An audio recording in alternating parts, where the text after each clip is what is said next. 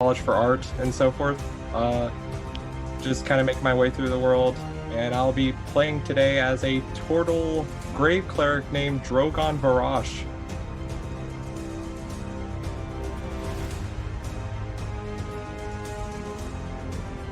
Oh no! Oh God! Going well. Uh, Technical difficulties. Hi, no problem. Alright. There we go. We're back up and running now. Now we got audio. So for everyone that just missed all that, hi everyone, I'm Randall Hampton. I'm the author and illustrator of the Little Game Master series of games, and I am a Wyrmling. I'm a big fan of Wyrmwood, the people that work there, the community around it. These are all of what we're doing here is this is WyrmRoost. This is a game, a D&D game put together for the Wyrmwood community. Randall, you're getting drowned out by your own music. Am I really? Yeah. The music is really loud. It is just going crazy. It's just like Randall's and it's All like, right, this is what I'll do. We got technical difficulties all over. All right, I'm gonna mute this real quick. WyrmRoost is a D&D game meant for the Wyrmwood community, group of wonderful people that follow along with the Twitch community, will follow along with Worm Life, and just enjoy what Wyrmwood gaming is all about.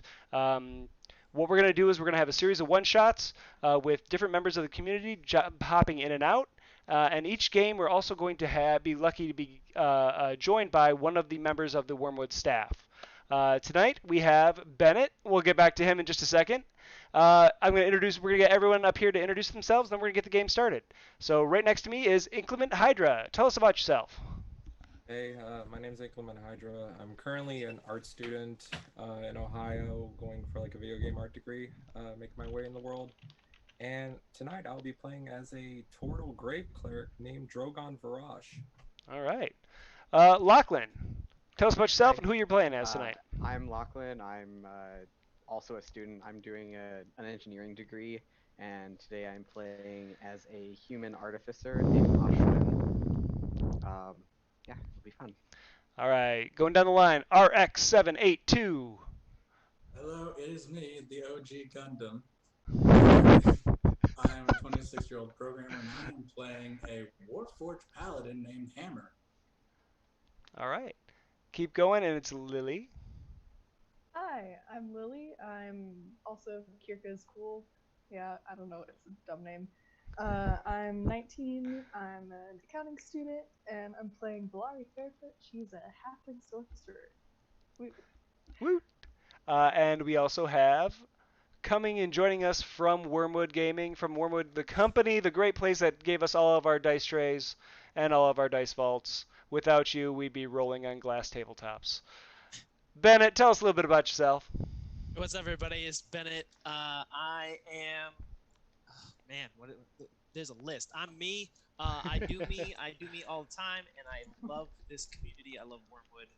Everything about the public-private part of it has made my life quite a adventure worth living. And speaking of adventure, we are here.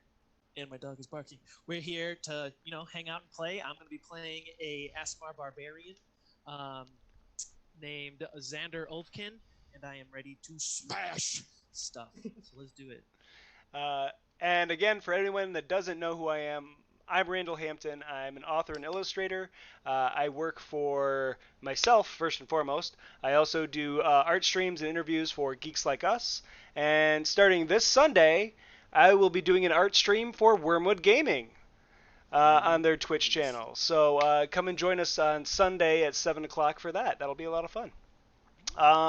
Without further ado, I think we're kind of ready to get going. As this stream plogs along and we get more under our belt, I really hope the production value goes up. What are you talking about? My setup is amazing. All right. So we're going to go. I'm going to try this music thing again and see if we can get some music going. If it's too loud, that'll be a shame. But hopefully this works for us because a little ambiance is always nice. Okay. So everyone, welcome to the Kingdom of Kaldorn. Kaldorn, as you can see, is situated just south of a small little isthmus that runs north and south. At the foot of the Gray Mountains, the mountain chain known as the Grays, is the Citadel, the high seat of the Levenheit family. King Ramus and his family still reside. The Levenheit family has led the kingdom of Kaldorn for generations. It is a very wealthy, it's a very wealthy kingdom. The kingdom has been very fortunate in finding that the soil is fertile, the mountains are filled with gems and precious metal, the waterways are lush with fish, and the game is plenty. There have been so many attempts to take the seat of power here that a wall had to be constructed around the kingdom to protect the high seat, the citadel. Situated around the wall are nine holds, 9 different holds that house different factions of the royal army that protect Kaldorn. Far to the north are the Wyvern Riders at the Nest. There's Fort Greyfoot along the Greys. Eastmore along the eastern side of the continent, along the shores. Port Orford, the only city in the kingdom that actually has direct contact with the outside world. The High Seat is a large tower that is spotted on the northwest side of the kingdom, and is said to be able to see for hundreds and hundreds of miles from the top of that tower. Fort Hillstead, Forelhost, Fort Shenem. These are all holdfasts, holding talented military might, groups of people that are there to protect their king and kingdom, and to ensure that the roving bands and brigands outside the walls and the wastes don't have an opportunity to spoil the kingdom within. Now, our group of adventurers are situated and placed at the Fort WyrmRoost, the furthest south, the furthest from any civilization, the furthest from the kingdom, the most out-of-the-way fort in the military line. It's a large fort. It holds roughly 50 to 60 militiamen at any given time. Currently, there are about 25. Your commander, Commander Grenache, is a half-orc of much renown within the kingdom. He is known for his prowess in battle, his courage. There's even a rumor of a time when he saved the king's life personally from a vicious attack. Nobody talks about it, but there's little mumbles and rumors that kind of whisper around in the background. He would never admit to such nonsense, though. Fort WyrmRoost is situated along the wall. If you were to look at it, there is a main keep, 4 towers, 2 on each side of the wall, and then a central tower in the center of the keep that goes up holding a beacon. Now, the beacon is only to be lit in the most dire of circumstances. Should the fort come under attack, should the fort be known to be falling, that is when the beacon is to be lit. At this point in time, the beacon hasn't been lit for centuries. The wall has stood strong, has held fast, and no occupying force has ever come inside of the kingdom of Kaldorn. Looking forward, King Ramus has decided that it's time to reach out to some of the outlying tribes and city-states that lie on the outside of the wall. Invitations have been sent out to diplomats and emissaries to come to the Citadel to negotiate trade, to negotiate peaceful commerce, to negotiate an opportunity for the kingdom to grow and to further its influence throughout the continent. What you know is that today, an emissary is going to be coming through WyrmRoost. It is now roughly about 7 o'clock. You've all been up for about an hour. You finished your patrols last evening, and you were given your night's rest. You are now being called to come forward and to start your day's patrol. Music is a little intense. Because it's not in my playlist. What's going on? We're gonna get into battle right away. Seriously, that's what it seems like. I'm like, this is really this is really intense. What's going on? Good morning, everybody. Here comes the Tarrasque. So you hear the trumpet call for the reverie for your morning alarm, if you will, and you get up, you get ready for your shift, and as you leave your barracks, you see the night watch coming in and going into their barracks to it's kind of like a changing of the guard. Let's start with Drogon. As a cleric and as a member of the, where do you think you're going to be positioned on the wall or in the fort? There are places that people take up their arms. They can go. They can actually. From time to time, people are sent out along the wall towards the other forts for a short distance and then walk back just to check over and just see if there's anything happening along the walls a mile or two away from the fort. There are the parapets, the towers on all four corners. There's the front gate. I imagine I'd probably be working around the front gate. Okay. And in the general area in case somebody needs healing. Okay. So Drogon gets up and he walks into the main area inside the fort. And the fort, when you come to the main area, is essentially two gates on the north and south side that are usually closed. They're thick wrought iron gates, about maybe 5 to 6 inches thick, 20 feet tall, and about maybe 10 feet wide. When one gate opens, it basically opens a thoroughfare to go straight through the interior of the fort, out the other side, and into the Kingdom of Caldor. As you come up out of your barracks, you enter into that main thoroughfare area. So you can either go to the north gate or to the south gate to begin your patrol. I'll begin my patrol in the south gate. South gate, okay. So you go down to the south gate and you kind of look over to the side, and one of the privates is there, and he's ready to push the winch to get the gate open just a little bit. How tall are you? Okay, all right. So he raises the gate up just enough, you can wander out and you can kind of take a post. As you walk out, you see another member of the guard sees you coming out, and he's like, "Oh, finally!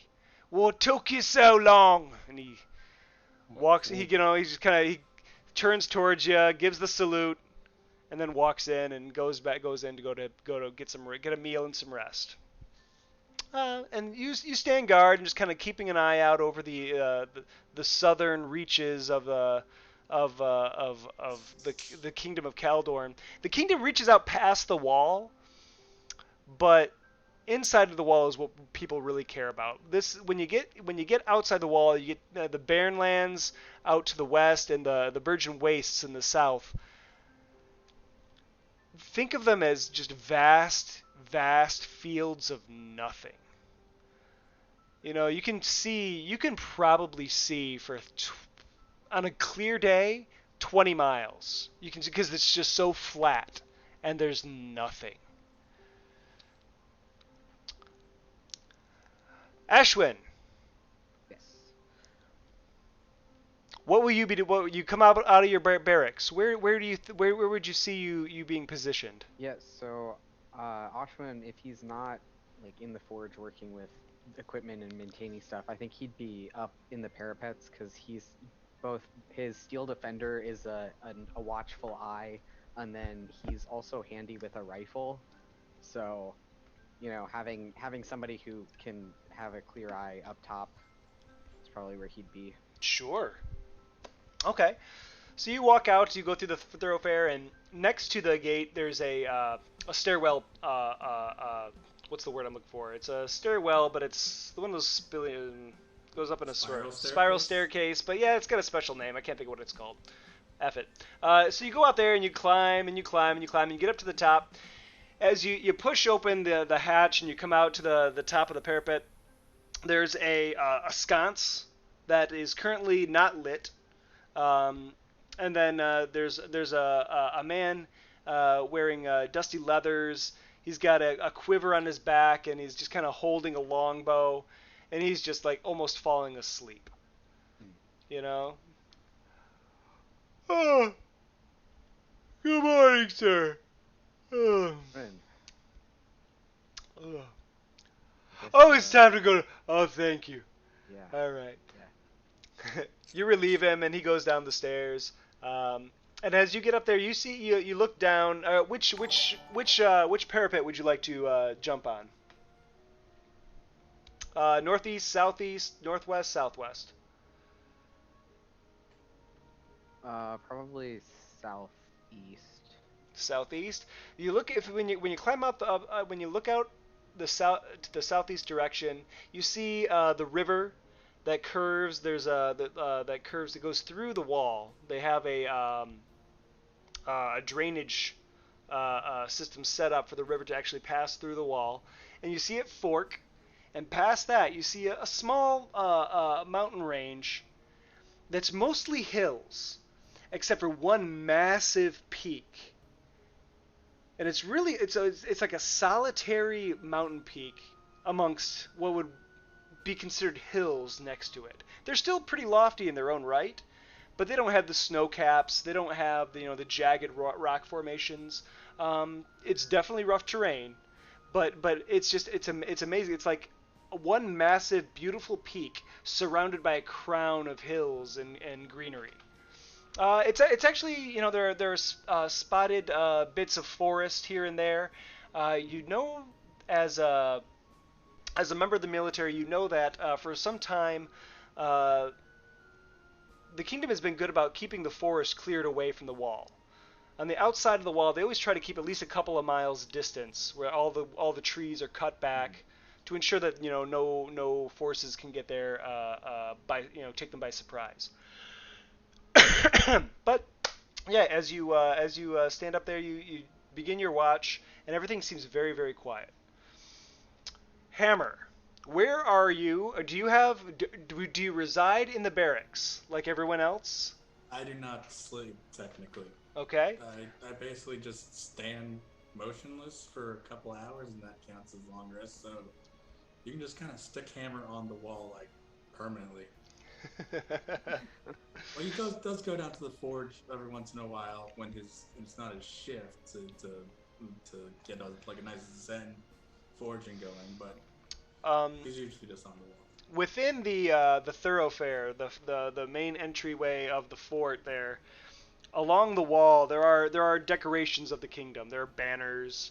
There might be some swords hung on the wall in ornate patterns and things like that. And there are suits of armor that are placed against the wall. And funny enough, the suits of armor mirror each other going along the walls. Except for on the east side, there is one vacant spot.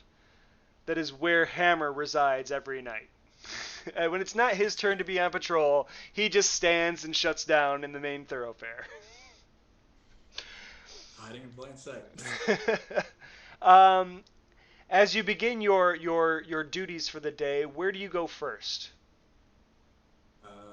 There is a forge, obviously. Yes, there is a forge inside the fort, inside the wall. Probably maybe 3-4 miles away. There's a small town called Kaori. Um, but most of the trade and most of the goods that the fort needs come from there. Some of you may, from time to time, make trips in with shopkeepers, merchants, to make sure that the goods that the fort needs come back. Um, where would you start your day? I would probably start my day off on the wall since that's the duty. You need to Okay. sit on the wall, look around, make sure nothing bad's happening. Okay. All right. You go up. And do you actually want to take a walk on the wall? Yeah, Okay. that sounds good. Do you want to head east or west? Let's head east. All right. You climb up the same stairwell that Ashwin went up. But before you get to the ladder going up to the top of the parapet, you come to a small door, and as you come out, you come to a landing on the top of the fort. As you exit, to your left, you look out to the south, and you see, the trail and the roads leading south. You see the vast plains out there. To your right, you see what looks to be a small room perched on the top of the building. You know this to be the quarters of your commander, and also the war room, if you will, the planning room for any incursions that may be coming, or any for briefing of any assignments that you may have. As you turn to the right, the crenellation, the crenellations, the arrow slots, whatever you want to call them, as they follow along the side of the wall, stop, and then you have a small stairway that goes down onto the top of the wall. You walk over there, and you can walk literally down, and you are on the wall heading east. And you can see, as you see, these forts are literally built into the wall. There's the same material, the same flawless craftsmanship that was put into these fortresses is what these walls are made of. So you walk. How far do you want to walk for this morning? I'd say 1,000 meters, just to give a good. Okay. All right. So you walk, a little shy of a mile or so, and as you're walking, you kind of look over both sides, and it's just peaceful. It's quiet. You see some wildlife, some deer, some birds flying around, things like that. It is a picturesque day. Hold on, I got Hammer waves to the birds. Funny enough, one comes over and just kind of comes and sits right on your shoulder. Just pecks at you a little bit. Here's the metal ting ting ting. Kind of cocks its head to the side. And then just kind of floats off. But yeah, it's peaceful. It's a peaceful day. The section in the wall where the drain is for the river, where the river passes under the wall, is probably about, I'd say, like 10 miles from the fort. So you got a good chunk of distance before you'd get there. So as you walk out a little bit, you turn around and start walking back. Vilari. Hello. Okay. So would the parapets or the wall offer the best vantage point of the fort and the surrounding area? If you wanted the absolute best view of everything, if you go up onto the top of the fort where Hammer just was, there's a stairwell that goes up onto the top of the briefing room, and that's where the beacon is. From that point, that's the highest point of the fort. So from there, you can basically see 360 degrees all around you for a few miles. Yeah, I'll do that. I've got some good Okay. Early morning. Okay. Yeah. You climb up the steps, and as you get to the top, you see this large cast iron basin that is filled with wood and straw, and hanging off the side are two oil lanterns. or just jugs of oil with wicks on the top. Um, and there's always someone ready to replace the oil, to relight the wicks every day, just so that it's ready. And it's been doing that. The person has been doing that for over 200 years, and has never had to light the beacon. It's the most benign, like awful job you can imagine. But there's always one person that goes up and has to recheck that and make sure that it's good. Um, sure enough, there is another member, a younger officer up on the top, and it seems like all the grunts get the night shift. It's pretty bad. Like all the privates, all the grunts, they get the night shift, and they get stuck on patrol in the middle of the midnight shift, and it's just terrible. But he sees you approach, and he just kind of looks around and realizes what time of day it is, and says, "Oh, thank goodness. Yeah, have a good day," and he heads downstairs. Um, just as with Hammer, it's a beautiful day. It's actually absolutely picturesque. The greenery around the fort, it's very lush. There are inside the wall there are big beautiful trees, fruit trees. Up towards Kaori and by the river and past that there are vast farmlands. The southern section of the kingdom is very much the breadbasket. That is what feeds most of the kingdom. But yeah, you see all of that. And to the south, you see where that green starts to dull a little bit, and it starts to get a little burnt up, and a little brown, and then a little dusty, and then it gets sandy. But it's a quiet morning. Clouds pass overhead. Oh, that one looks like a bunny. Nice. Yeah, it's a nice day. Xander, you wake from your rest. You have a meal. You come out to the main thoroughfare. What is your assignment for the day? Xander is going to head down to the gates, and he's going to go in the opposite direction that Drogo does. Okay. Drogon, excuse me. And when Xander walks around, he's a presence, you know. He just kind of keeps to himself, but he doesn't ignore anybody if they like nod to him, say good morning, and he'll just respond with, "Oh, good morning, good morning, good morning," and he'll just keep going. And if there's nobody around, you can see him kind of take a look over his shoulder.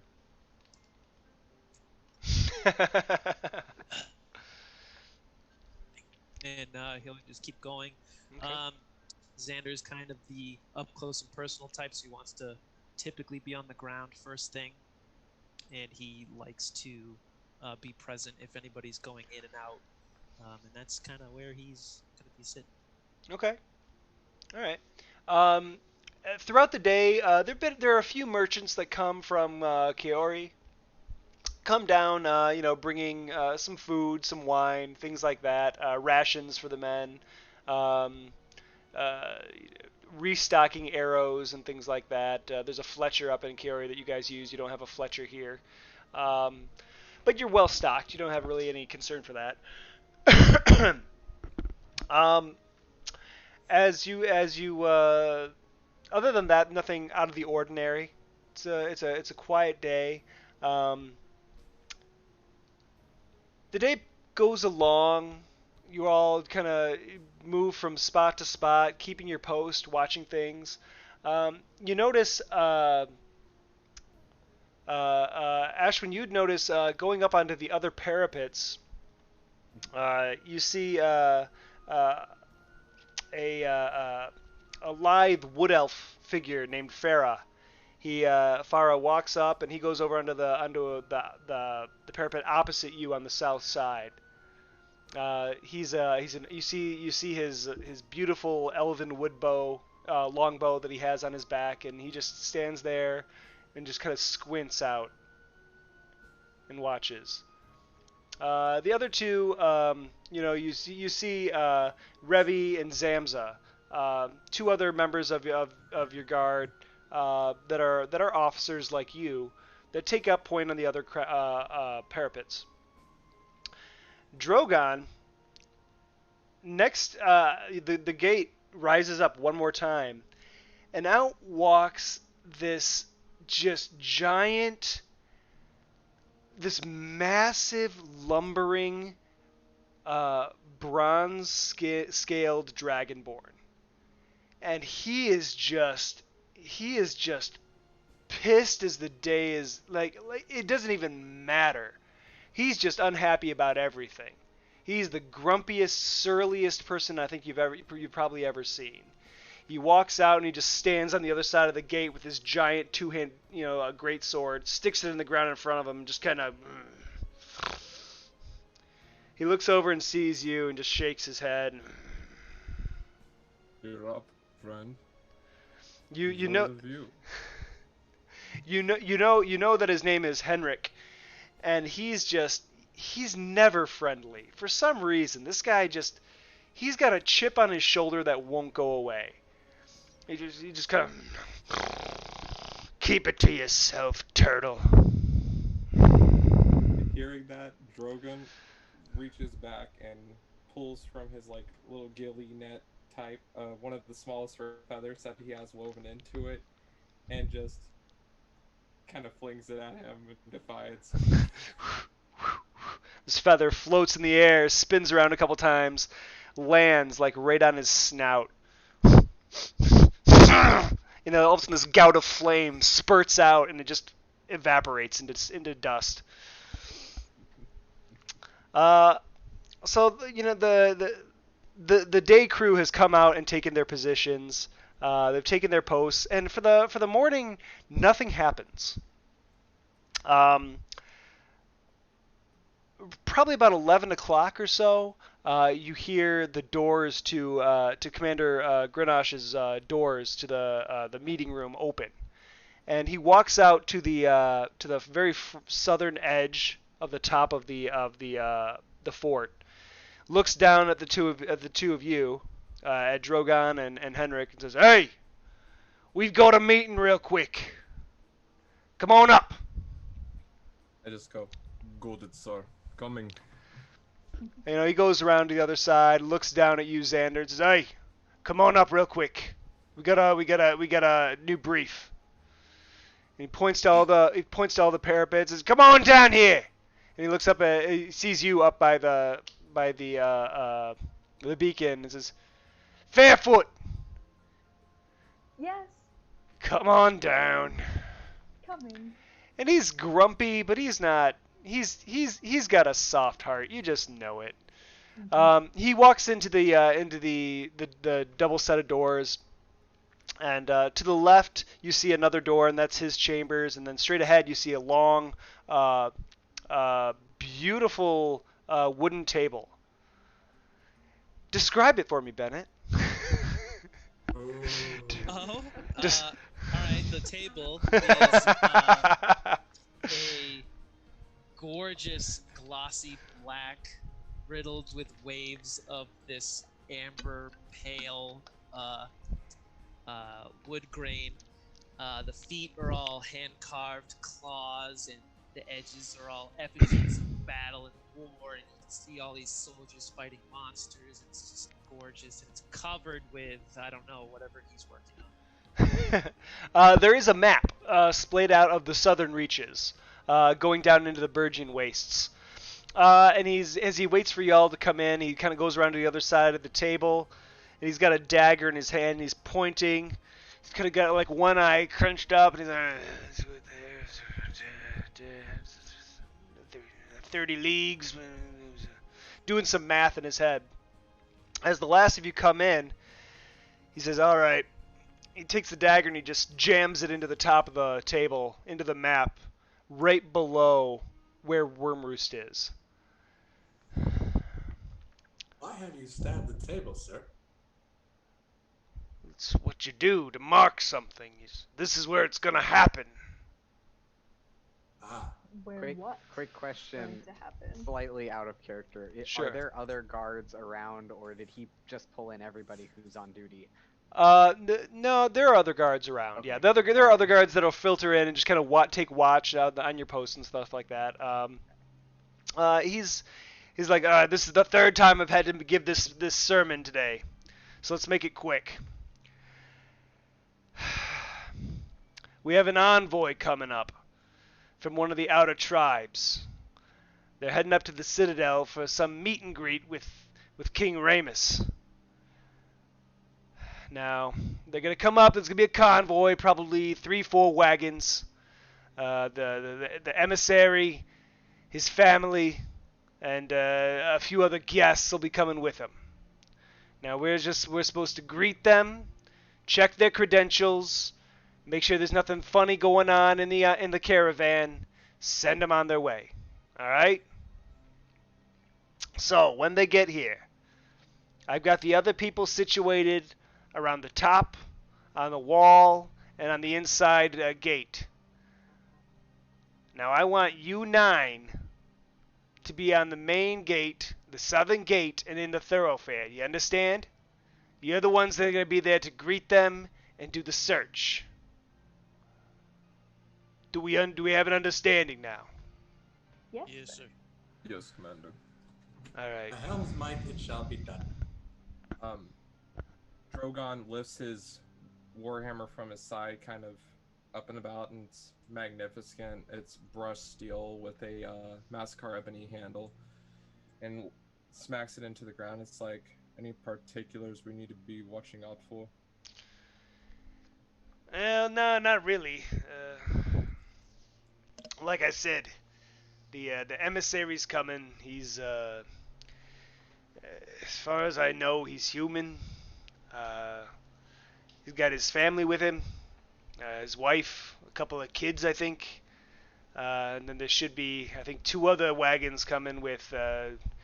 Apparently, they're bringing gifts for the king, things like that. So he's probably got a little entourage, his own personal guard, that kind of thing. If he's got people coming, they might be armed. Just make sure there's nothing fishy going on. All right? I'm confused. What would fish have to do with this situation?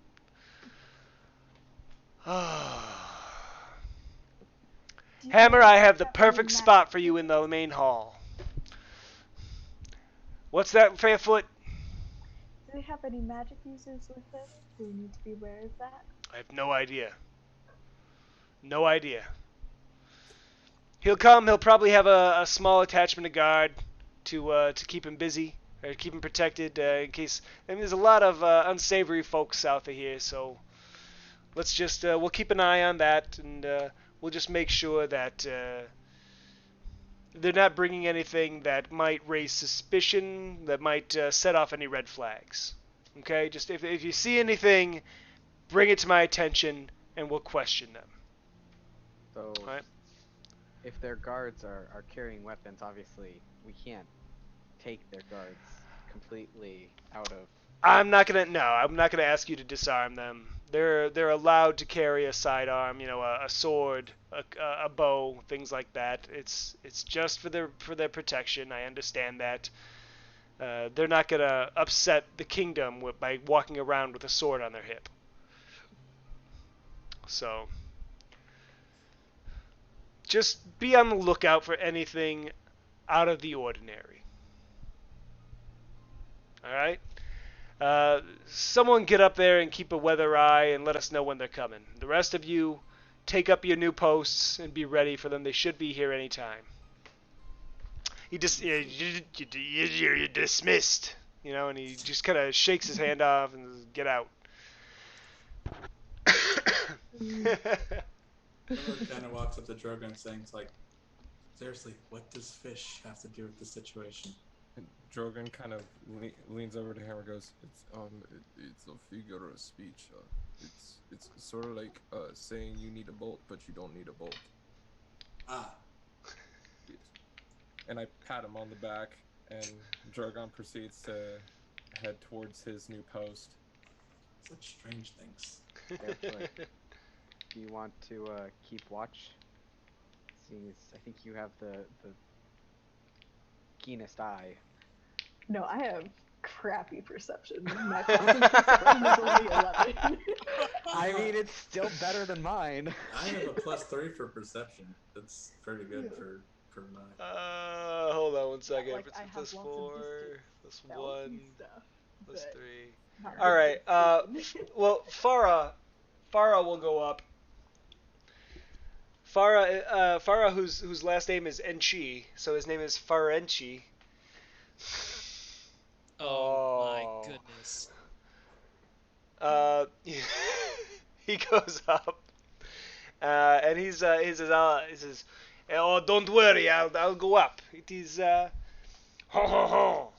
It is my turn for the watch." And that's the last French accent I'll do the entire night. That took psychic damage from that. He goes up and he goes up on the southwest parapet, and he starts his watch for the envoy. The rest of you take up your positions. You have other tasks, menial tasks that you could do until there's an announcement that the envoy is inbound. So if there's anything that you want to do during the day here, speak up and let's try and do that real quick. Yeah, Drogon, prior to assuming his new post, would like to kind of commune with the Raven Queen, just to gauge what her thoughts are on the upcoming events, whether they're positive or negative. Okay. Are you doing like a meditation, or what are you doing? It's more of just like reaching out and seeing what comes back to me. Okay. You kind of sit for a moment in silence and quiet, and you just kind of hold your hammer and just kind of kind of tuck your head in a little bit. Take a couple of deep breaths, and you get that cold feeling, kind of that cold wind kind of brush over you. The sound of the fort goes away, and you're very much in a very serene, very calm place.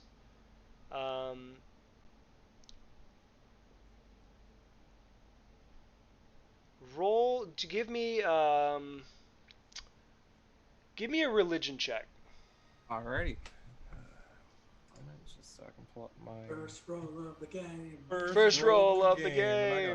got a +4. Let's see how it goes. An 8, but that gives me 12. 12. Yeah.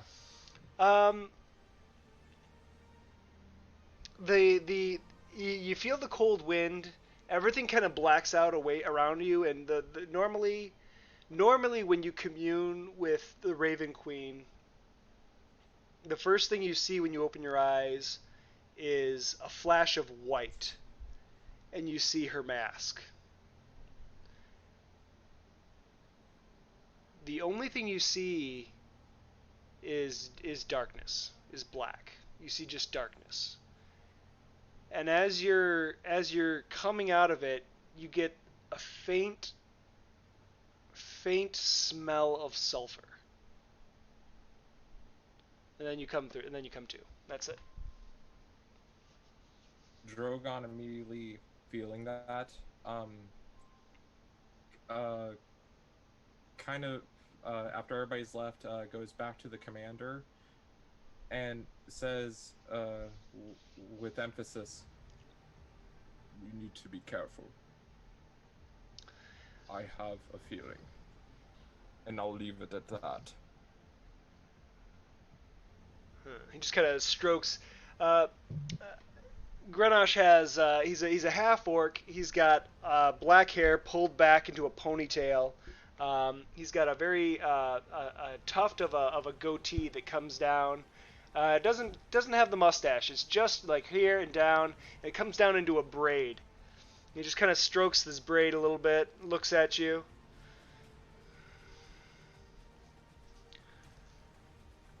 All right, holy man. Keep an eye out then. All right. Anyone else? Is there anything that that Ashwin would want to do before? Yeah, I mean, so most of what Why is it doing Ashwin this? does outside of, being on duty, like he's infused most of his equipment with some magic. So currently he's enchanted his boots to be boots of the winding path, which Okay. means that he can teleport up to 15 feet as a bonus action to unoccupied space as long as I've been in that space at some point during that turn. So I can move away from things and outside of like combat. And then he has made his weapon a radiant war pick, so it's basically just a +1, and then it can shine light. Hmm. Okay. And then as his final infusion, uh, based on that warning, he will enhance his defense, so he just gets a added +1 to his AC. How long do those last? Those last as long as I don't use another infusion, and then Okay. if I die, they last 5 more days. Oh. Okay. Okay. So he's tinkering away and having fun. Hammer. Hammer will start off with his daily recitation. It's like, by the might of Helm, I shall protect the weak. By the wrath of Helm, I shall purge the wicked. Thy will be done. And then he goes around and just kind of keeps repeating that at each like cardinal Okay. direction because he thinks that it helps protect the fort. Okay. Okay. Vilari.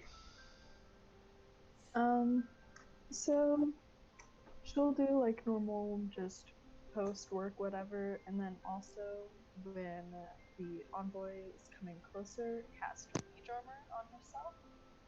And also, once they enter the gate, I'm going to cast invisibility on myself. Okay. Xander. So as Xander's sitting at his post, he takes out his long sword and he cleans it, maintains it very well, and he kind of starts talking to himself. But if you walk by, it's not really in a context where you would talk to in a context where you would hear someone normally like talking to themselves. It's like he's talking to somebody else, but you just don't see them. And as he's talking, it's kind of very hallowed. He's very peaceful but mournful at the same time as he's, sitting there tending to this blade. And then he holds it up, he looks it over once, and then says, Galernot, and it ignites in blue fire. He checks it, nods, and he puts it away, and the fire goes away. And he leans against one side of the big doorway and keeps a watchful eye and continues with his day. Okay. Um, the day goes by as peacefully as it was, though there is this like mounting, um, there is this like this mounting tension as the time that they're supposed to be here comes, um, and all of a sudden you hear a horn blowing in the distance to the south, and it's this thin, high pitched horn that's almost it's not shrill, but it's very high pitched. It's not like you when you think of a horn blasting, you might think of a low guttural thing. This is very high. It's a very high pitched horn call, uh, announcing their arrival. And then from the top, you hear Farah saying, "Yeah, yeah, hey, they're coming." And he switches with one of the other archers and comes downstairs, and Garrosh comes out and says, "All right, line up!" And as you line up on the sides of the thoroughfare, he looks to the private at the end of the the south end of the fort, and he starts pushing the winch up again, raising the gate. And sure enough, after about 10 minutes, you hear the clopping of the clip clopping of the horses. You know,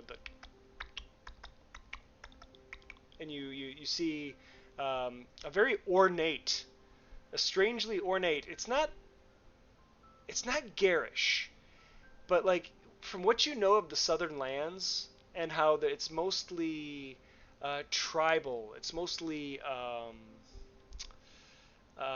very very rural. You wouldn't think that they would have something so opulent.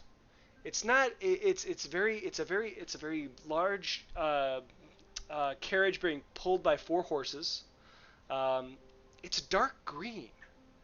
It's very dark green, and it's got like silver, what looks to be a silver-colored paint painted on the sides and very in exotic flourishes that go along. The wheels, the spokes on the wheels are painted silver as well. And there's a thin, sheer white curtain kind of billowing in the windows. Um, the horses pull the carriage all the way into basically to the north gate where it stops. And behind it are 2 smaller wagons that follow in the caravan. Simple wooden carts, basically. One has like a tarp cover over it, and then they come in and they set up right behind them, and it's just as simple as them sitting down. The door to the main to the first cart swings open. And this tall, dark-haired, dark-skinned, very, very olive-skinned man steps down, pulls at his jacket. He's got a thick, like, it's almost comical because he's got like this big ascot-looking tie at the front, but it's crooked, and it's not exactly done well. So it's almost like he's trying to look a little more polished than maybe he is. He steps down and he brushes his hair back, and he's got this wet, greasy hair that he pushes back, and he's got this long mustache that comes out into a curl. And he looks around. Yes, this is the kingdom I was told about. I'm so glad to be here. Where is your commander? Tell me. And he looks around and he sees you. He sees Xander first, and he says, "You! Oh my goodness! Look at you! You are a mountain of a man. Most impressive. You must be Commander Grenos." No, that's Commander Grenos. And he looks down and he sees the commander. Now the commander is an impressive figure, but he sees he's a half orc, and he's like, "Oh, forgive me, sir." And he gives this deep bow. And he comes up and he's got this smile that comes almost too quick. You know, it's just this like slimy, greasy slime ball feel to him. He's just like he's trying to sell something immediately. He like runs over to him, clasps his hand, and says, "Commander, it is so good to finally meet you. We have spoken through notes, through the pigeons. It is good to see you face to face." And the commander just kind of, yes. "Welcome to Fort WyrmRoost. This is about as far south in the kingdom as you can come. If you wouldn't mind, have your family and your guard and your entourage here step to the side. We'll conduct our search. May have a few questions for you, and then you can be on your way." And the emissary says, "Of course. He goes around and he says, "Essen, Bala, Miri, come on out." And you see his wife comes out, and she's a lovely woman. She has a dark red dress on. It's like a travel dress, so it's not very ornate and flashy. It's but it's not rough spun. You know, it's a comfortable dress. She hops down and she says, Oh, darling, thank you, yes. And she walks over and she takes his hand, and then behind them you see these two little kids kind of hop down, and they look to be about the same size, a little boy and a little girl. And the only reason you can really tell them apart, their hair is both very long. The only way you can really tell one's a boy and one's a girl is that the girl has large dangling earrings, and the boy has like scuffed knees, and he's just dirty. um, as they come running up and they come out and they immediately see Xander, and then they look over and they see Hammer, and they're like, and they just kind of back up a little bit, and they like run over and they clutch to their mother's skirt. Where am I in relation to Xander and Hammer? Am I across from them? From what I've just been describing, Xander and Hammer are, I would say, at like the northwest side. You and Ashwood would be on the northeast side. And then Revi, Zams, Henrik, and Farah would be on the south end. And nobody knows where Valari is. Oh my God. So that's kind of the lineup here. You hear him in a foreign language bark out a couple of orders to his guards, and at this point you notice that the driver and then there's one person on the back of his coach that hop down. They're wearing studded leather armor. It's dyed like a almost like a tan goldy color. It's got a little bit of a shimmer to it, like as if it would very much blend in with the sand dunes and things like that. On each of the other carts, two more guards hop down. They're all humanoid. They all have these leather helms on their head that come down over their face and kind of have like these cheek guards. So you don't have like a real clear view of all the features. They're humanoid, varying heights. So one is the one that was on the back of the lead cart is very big. It's a very large gentleman. And then there's two other drivers seem to be attendants. They have surf clothes. They come over and they stand against the wall and just kind of let their go. Grenache just kind of looks around. All right, start the search. Who would like to make some investigation checks for me? Well, Okay. There's 3 carts. So I Uh, feel like, well, before you make your check, as soon as you pointed out the big guy, Sanders probably like looking around, sees him, and starts making his way towards that end of the convoy, just to be near the big guy, just because. Okay. It's a big He's guy. that's like it's towards where you are now. You basically would be like you and Hammer switching spots. Sure. Yeah. Perfect. Sure. Perfect. But I have terrible investigation, so Xander's more focused on the if anything's gonna happen, I want to be as close to the big guy as possible. Okay.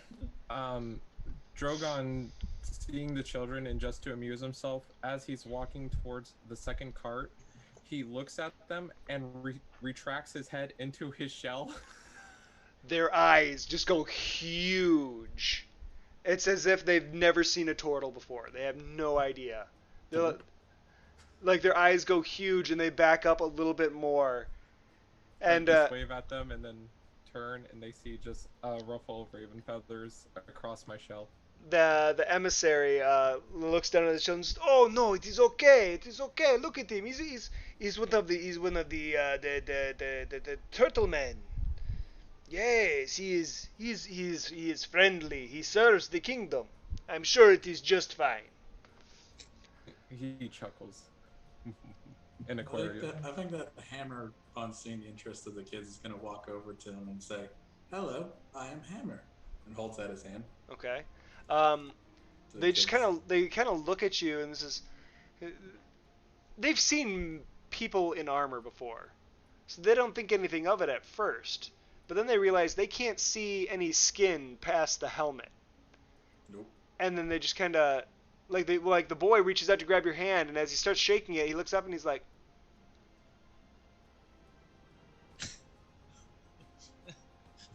and he's just frozen.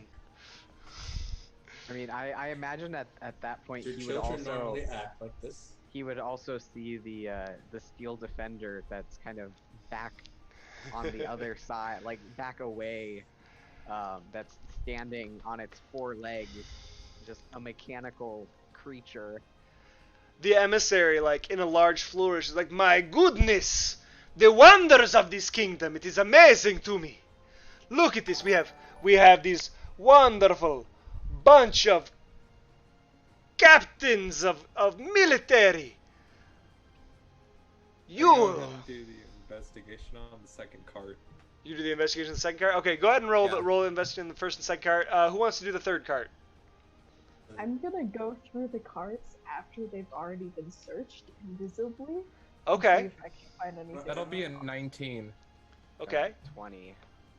Am I getting like a weird feeling from the thing? Because as far as I know, no one's acted like this, even by Hammer's knowledge. Like, people are weird to Hammer. Not this just weird. Normally, but not this weird. I mean, you've been seen by children. And you've seen this reaction before. This guy, he seems grandiose. He's a politician. I mean, he's putting on a show. You know, that's what he's here for. That's kind of the impression that you get. Second cart, you got 19. The second cart has no cover to it. It's just basically an open thing. It's a bunch of crates and some boxes, a few chests, things like that. As you kind of go open them and look through things, you see some food provisions. You know to go from where you are now to the Citadel is probably a 2 to 3 week trip if you're going fast. If you're going with 3 carts, you're probably going to take a little longer than that. It's foodstuffs.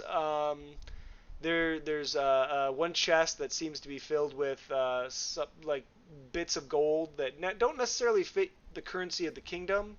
They're a little lighter, but you know, they're gold coins. They might be, you know, shims of gold, if you will, cut down. But what they're going to use to barter for things. Nothing out of the ordinary. There's a few boxes that have, you know, changes of clothes and things like that. Okay. Seems legit. Ashwin, in the main the main carriage, at the front of the carriage, under the seat where the driver is, if you lift it up, you will see something very familiar to you. You see 2 small firearms. Are firearms very common in the kingdom? They're known. They're well known. They're expensive. So that's why you know that. I mean, not many people have them. Some of the elite guard for the king have them, and there may be a few mercenaries or you know, guns for hire, if you will, that may have them, that are well respected and well known. They're not commonplace, but people know of them. Okay. Would this be something that would warrant me calling the commander over? It's up to you. Is there anything else that is slightly questionable Okay. about this cart? Inside, if you go inside the cart, you'll see there's like hanging baskets on the inside, and in there they have some luggage. You go through that, and it's just personal effects, clothing, you know, a few you know, rag dolls for the kids, things like that. There is another hidden compartment under one of the benches on the inside. Inside that compartment is another small chest. It is locked currently. I am proficient in lockpicking. Okay. So let's see. Let me see if my This is gonna go well. well, no.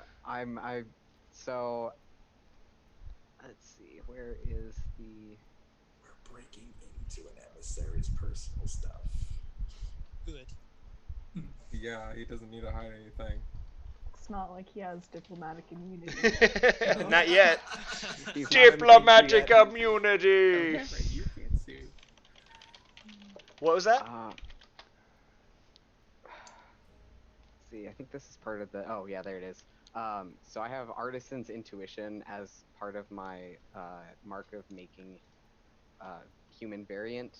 So that'll give me a D4 to any ability check involving Artisan's tools, and I believe thieves' tools count. I'll allow it. Okay. I'll allow it. So I would say maybe not. it's tricky because, well, I mean, I would no, I'll allow it because as an artisan and stuff, I would say that you've probably built a lock or two in your day. Probably. I would say you would. I would allow it. Okay. Gotta build them to crack them, man. I'm saying. All right. We're gonna give this a go, and if Yeah. not, then we'll let his secrets stay secret. That is a 16 plus 2, so 18 plus my 8. Jeez, it's 26?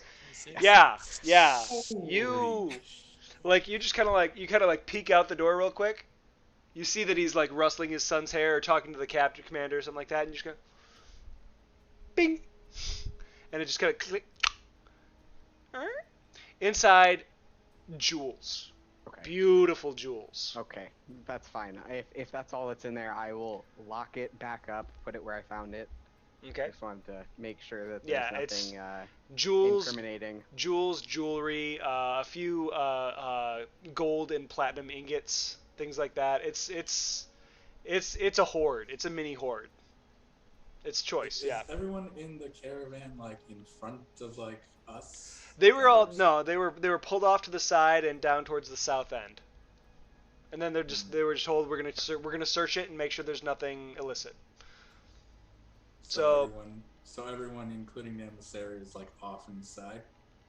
The emissary, yeah, everyone is off and to the side. Yes. Okay. Yeah, all the guards and everything.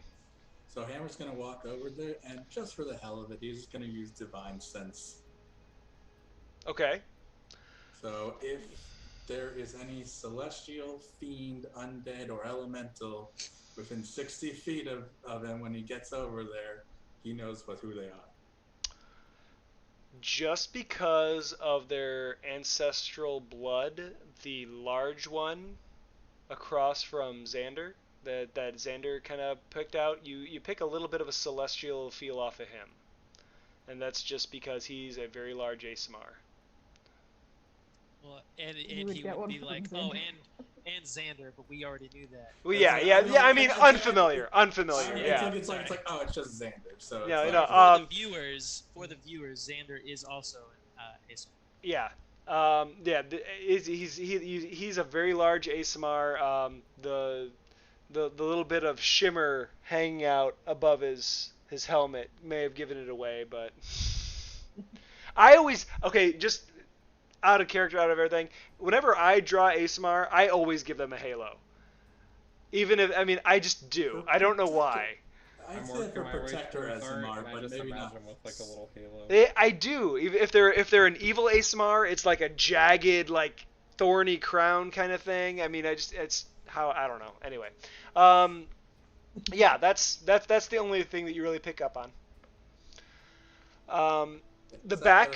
Hammer's pretty satisfied. He's gonna Okay. go back to the caravan. Okay. Just like, The back of the main carriage is where the ASMR was sitting, and you see that he actually left his weapons there, and they're two long swords that are just kind of seated, like they're not real holsters, but they're like fashioned into the back, so like if he sees anything happen, he can just kind of pull them out and go to work. But he left him there, and he's just kind of stepping aside because he doesn't want to ruffle any feathers. But that's all you find there. Nothing else out of the ordinary.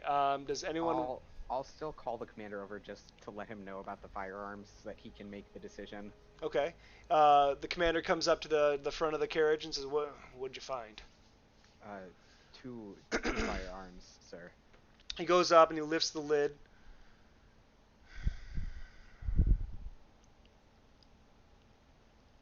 He closes it down. He just thinks for a moment.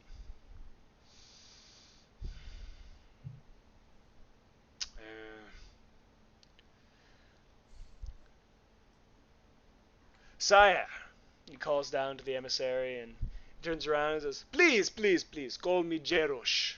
I must insist." And he hurries up to the front and says, "How can I be of service?" Again, with a really deep, greasy bow.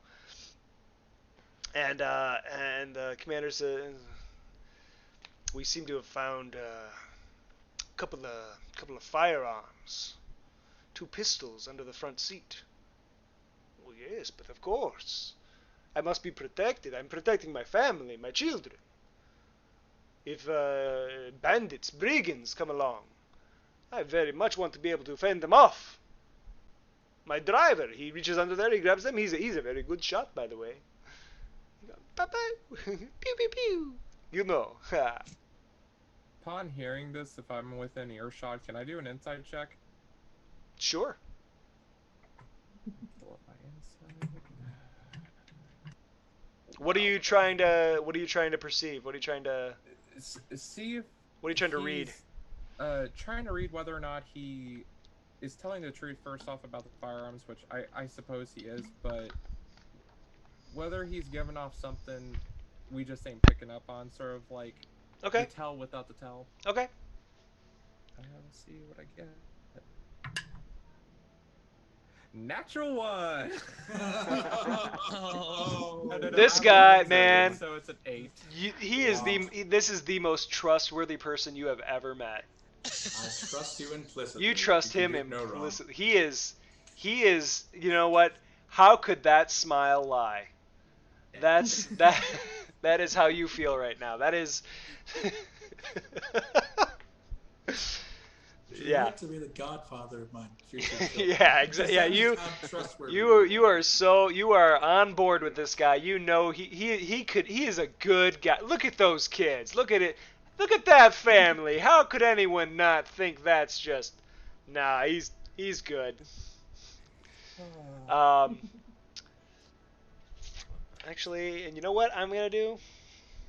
Oh, this is not who I want. Let's see.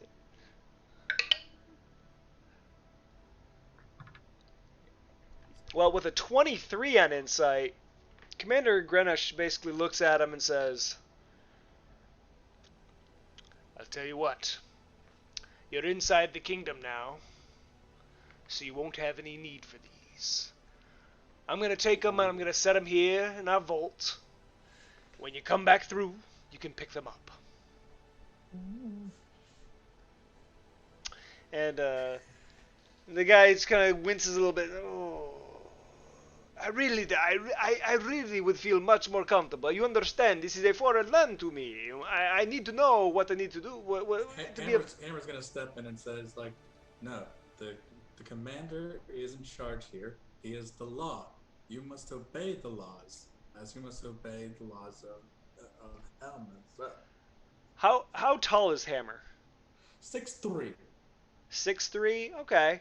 I mean, this guy's probably 5'11", 6 foot, so you're not that much taller than him, but you're made out of metal.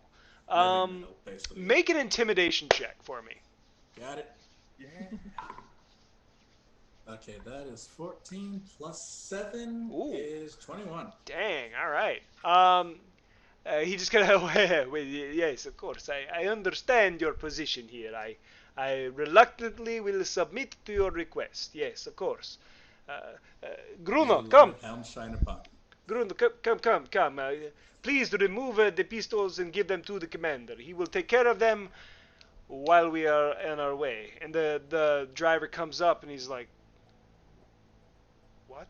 Wait, in another language, he starts kind of like bickering with the emissary. He's no.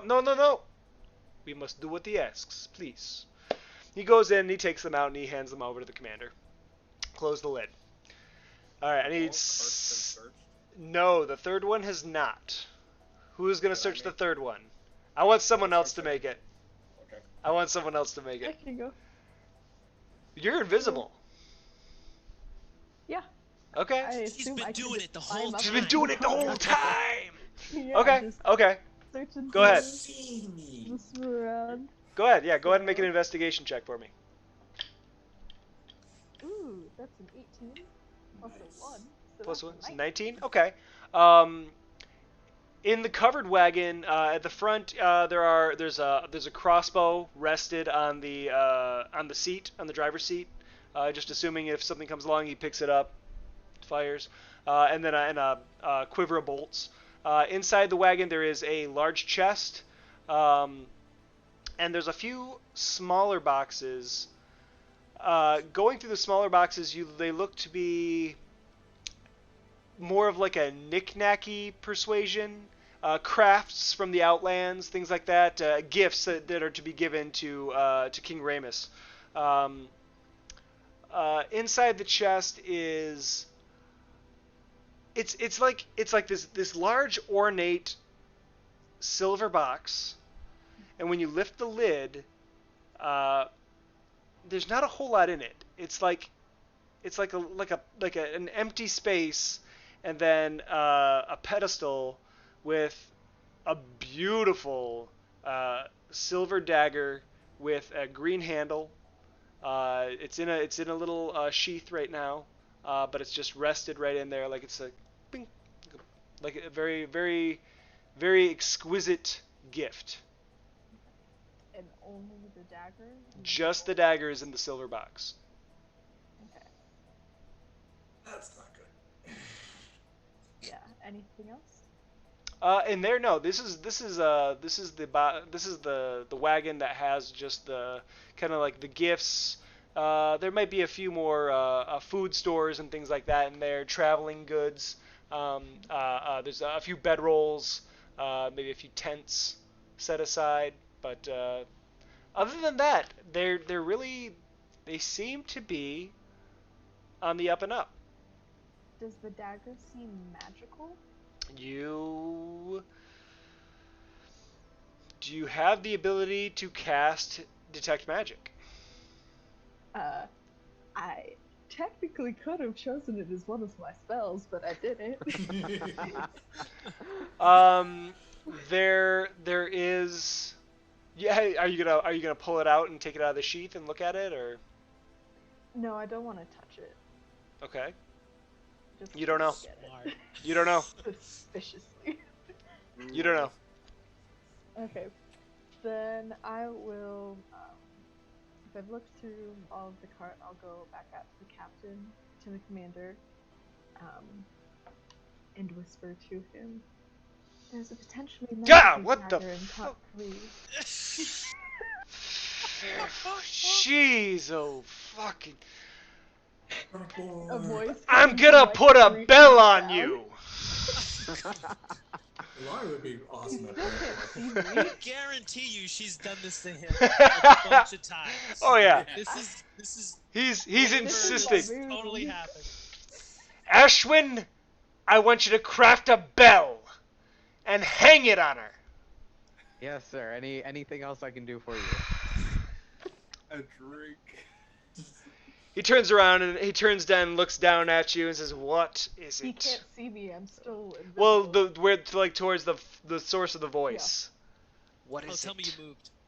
I did. Oh, nice over there. He's like, "Oh, son of a." I'm over here now. I'm over here. Now I'm underneath. Just so that I'm sure that everybody would know that if there is something magical, I can identify it. Just if Okay. I'm sure that that's common knowledge. Yeah, detect magic is an AOE, right? Detect magic. It's like I- 30 feet. It's Within 30 feet. And Yeah, I if don't you have a- focus on something, it glows. I But don't it's have just kind detect of- magic, but I do have identify. Okay. Those are different. Yes. Yeah. If there's something that's like in question and it's a object, I can see if it is magical or what it does. Okay. What do you want, Fairfoot? That was it. Okay. I haven't noticed anything else.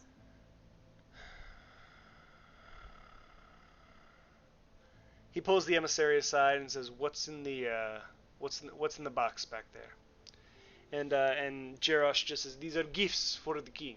You understand? We are coming to build an alliance, to forge a truce, our kingdom and yours. Uh, we don't have so much a kingdom. Our city-state and yours and your kingdom. We know that by working with you, much prosperity can come. So we brought a few gifts. Some from our wonderful artisans, our craftsmen, and something special just for the king." And then Garrosh just kind of looks around at everybody and just says, "Well, are we satisfied?" Seems Much so, as I, sir.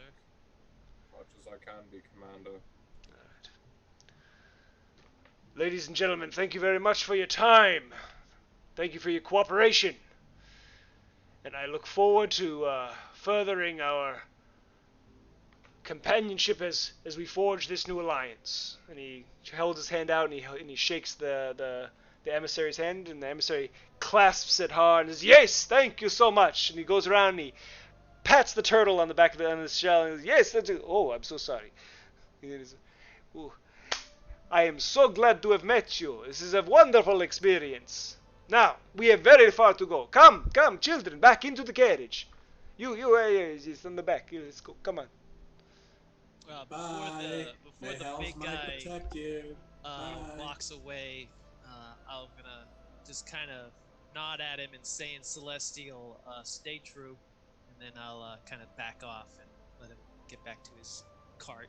He stops for a moment, eyes you, looks down a little bit, kind of chews on his lip.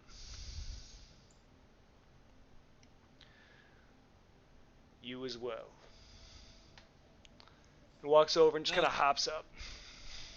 He responds, and I just pull out my big old wine skin, pop it, and be like, "Always." He reaches underneath, way underneath, on the job again. and he finds a wineskin that Ashwin didn't see when he was doing his search. Damn it. And puts it back down.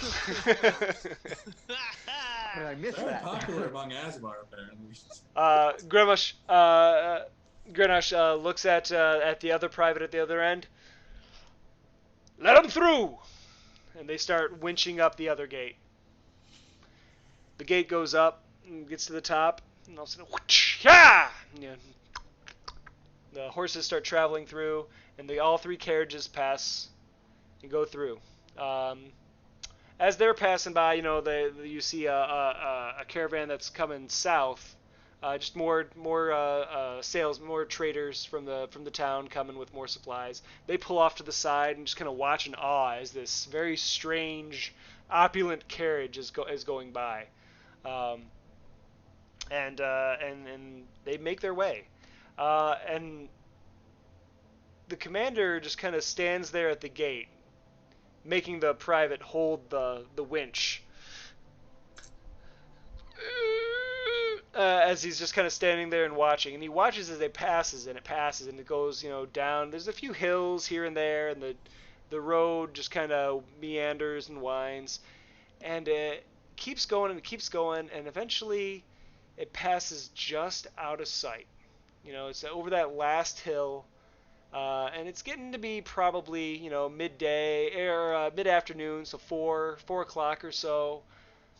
And the sun's still really warm in the sky, and Grenache just kind of looks up.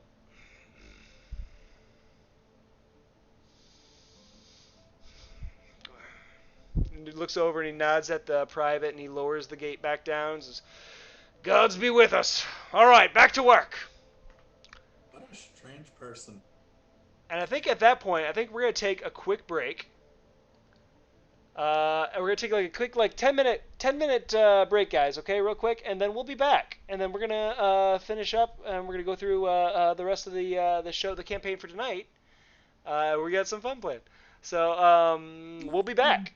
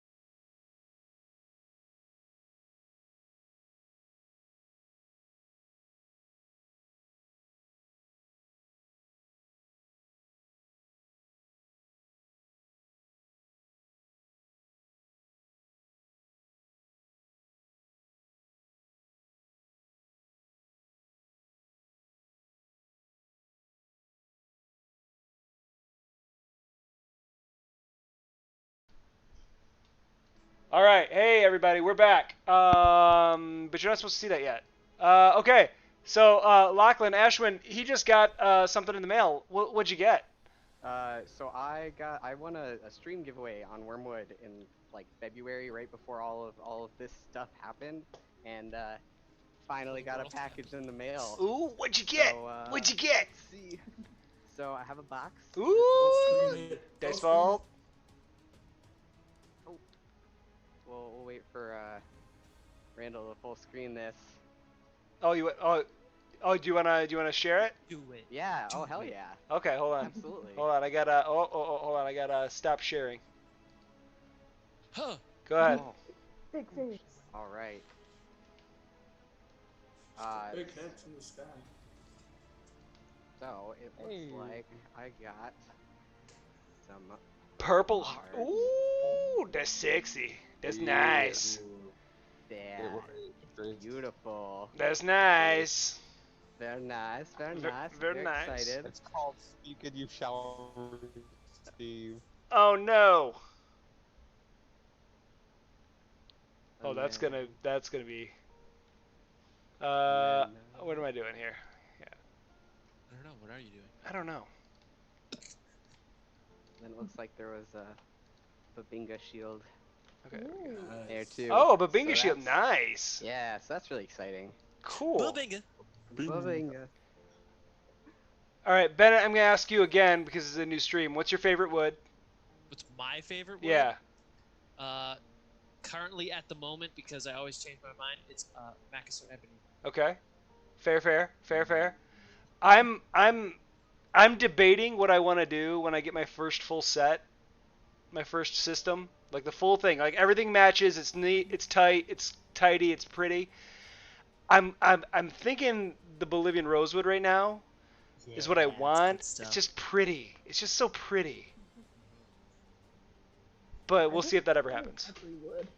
It's no, it's all gorgeous. It's all amazing stuff. Yeah. Yeah, it's really tough. Like I work with so many different stuff. Like a lot of us work with so Yeah. many different things, and it's hard to sit there and be like, oh, like, because there's so many that are just equally as beautiful as another because how different they are. But you know, anything that I have, I try to make it either out of Purple Heart or have Purple Heart detailing in it. And it's Sure. just Makassar all the way. Okay. All right. We're going to get back into it. We're going to have some fun. Hey, guys, thanks again for coming and hanging out with me tonight. This has been a blast. I'm excited already. Okay, so getting back into it. The envoy has come and gone. Everything seemed legit. You know, it seems he's a politician. He's kind of sleazy. He's kind of dirty. It is what it is. You did confiscate a couple of pistols from him, saying, "Listen, you know, these aren't real common here in the kingdom, so we're gonna hold on to these. When you come back through, you can have them back." He wasn't cool about that, but he let it slide. He says, "Okay, you know, I'm not trying to ruffle any feathers. You know, we're trying to start a relationship here. I'll say yes. I'll go along with it." And he was allowed to pass through. The convoy passed over the hills to the north, and has disappeared out of view. Your commander has basically told you, all right, it's time to get back to work. Go ahead, get back to your posts. And you go back to what you were doing. What posts are you taking up now? Well, Xander's staying on the ground, that's for sure. Xander staying on the ground. Oh yeah. I'll be up top the gate. Are you going in the north or south? Hold on, Hammer. Xander, I probably would just go back to where I was. I believe I was. you were at the north part gate, of the yeah. frontier. Okay. All right. Somebody just called me, so I'm gonna be very quick. Drogon is going to Go back to the front. go back to the front and just do observation for the remainder of his shift. Okay. Henrik was down here with Drogon, so he's gonna come down here too. Zamza. Zamza, who you guys haven't really had a whole lot of interaction with today, but Zamza is he's a half elf, dressed in very long flowing robes. He's got kind of like a headscarf on that covers up his face a little bit, and you know that on his wrists are these metal bracers that kind of have these intricate weavings that go up and down, and you always see him kind of playing with like these little dancing flames, hand to hand and hand to hand, and then he just kind of puts them out. Then he sits back. If he gets bored, he'll just kind of pull them out, a couple little balls of fire, and he just kind of rolls them around in his hand. But Zams is going to be up here on that top parapet there. Farah was on this up here, the archer. He was up here. Did you wait? No. No, it was Lachlan. Ashwin, you were up on the other. Yeah, I was. Okay, you were up over here. Okay. Not a problem. We'll put Zamza back over here again. Okay, taking up their posts, and then Revi, who you haven't really had a whole lot of interaction with yet either. Revi is she is a very tall human woman. She is probably 6'4", and she is thick and sturdy and the most nimble, agile person you've ever seen, especially considering her size. Randall, stop. I'm sorry. What? Oh, behave. She's you see her every morning get up and she does her stretches, and you see her go through her kata routines and things like that, bending different ways. Revi is a monk and enjoys it. Let's get back to this. Fairfoot, Valari, where would you like to be positioned for the rest of your tour? I think back up on the. Back up top? Yeah. Okay, back up top, and we're gonna put Commander Grunish. He's just gonna kind of be walking around up here right now, and then Hammer. I'm gonna go with Xander, just since to even out the gates. Okay. Question. Sure. Has the Dragonborn returned with me to the post? Henrik, yes, he is down front with you. Good to know. Yes, he went back down to his post at the gate. And yeah. So everyone's back. It's late afternoon, 5-6 o'clock. It's starting. The sun's starting to creep down in the west. The sky is turning that nice orangish color. The sconces are beginning to get lit. And you smell that ash, the timbers starting to burn, and it's a comforting smell. You just kind of look out, and it's quiet. Everything seems good. The Commander Grownish, he walks around, and Grownish, he comes down over here, looks down, and says, "All right, it's getting to be night. Come back inside." He orders Drogon in and Henrik in. Walks around to the north end. Says, "All right, we're closing up the gates. Come on inside."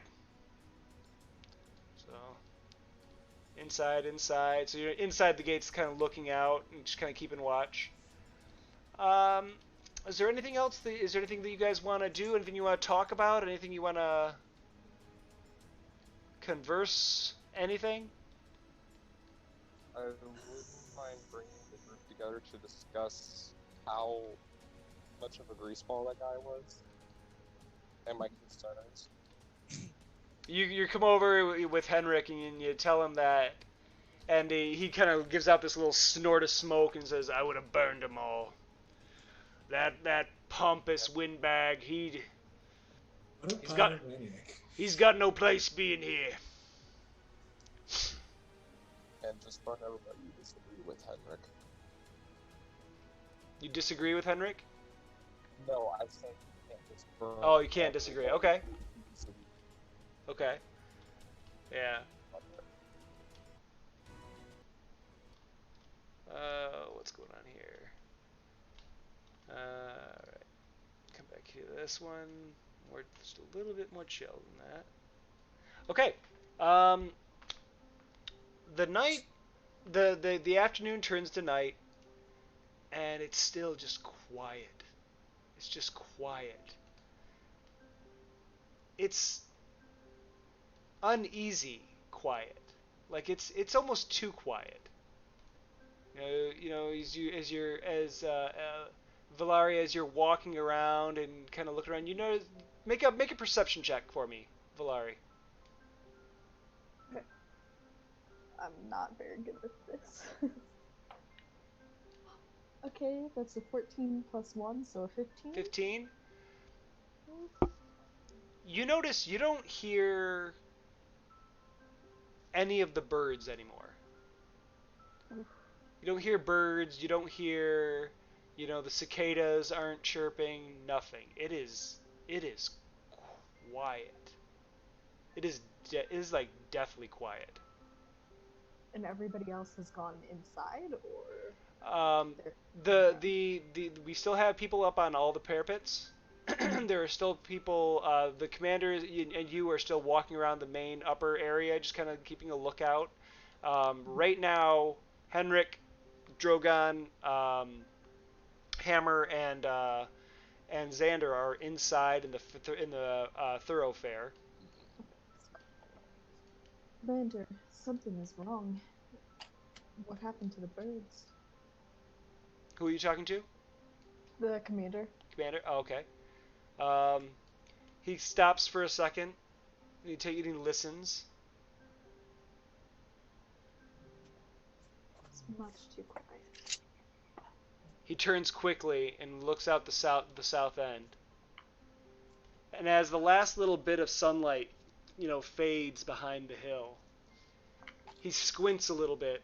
And as it's getting darker and darker and darker, he squints, and all of a sudden, you see a small little light on the horizon, and it spreads, and then it's in the air. Cover! And he runs behind the parapet. I immediately As shell, activate dozens my racial trait shell defense and retreat into my shell. You're inside right now. Oh, I am. Yeah, you're inside. I can hide you if you want. Would my mage armor still be up? It lasts for 8 hours. 8 hours, yeah. It's not been 8 hours. They showed up probably around 3 o'clock. It's right about probably around 9 o'clock now.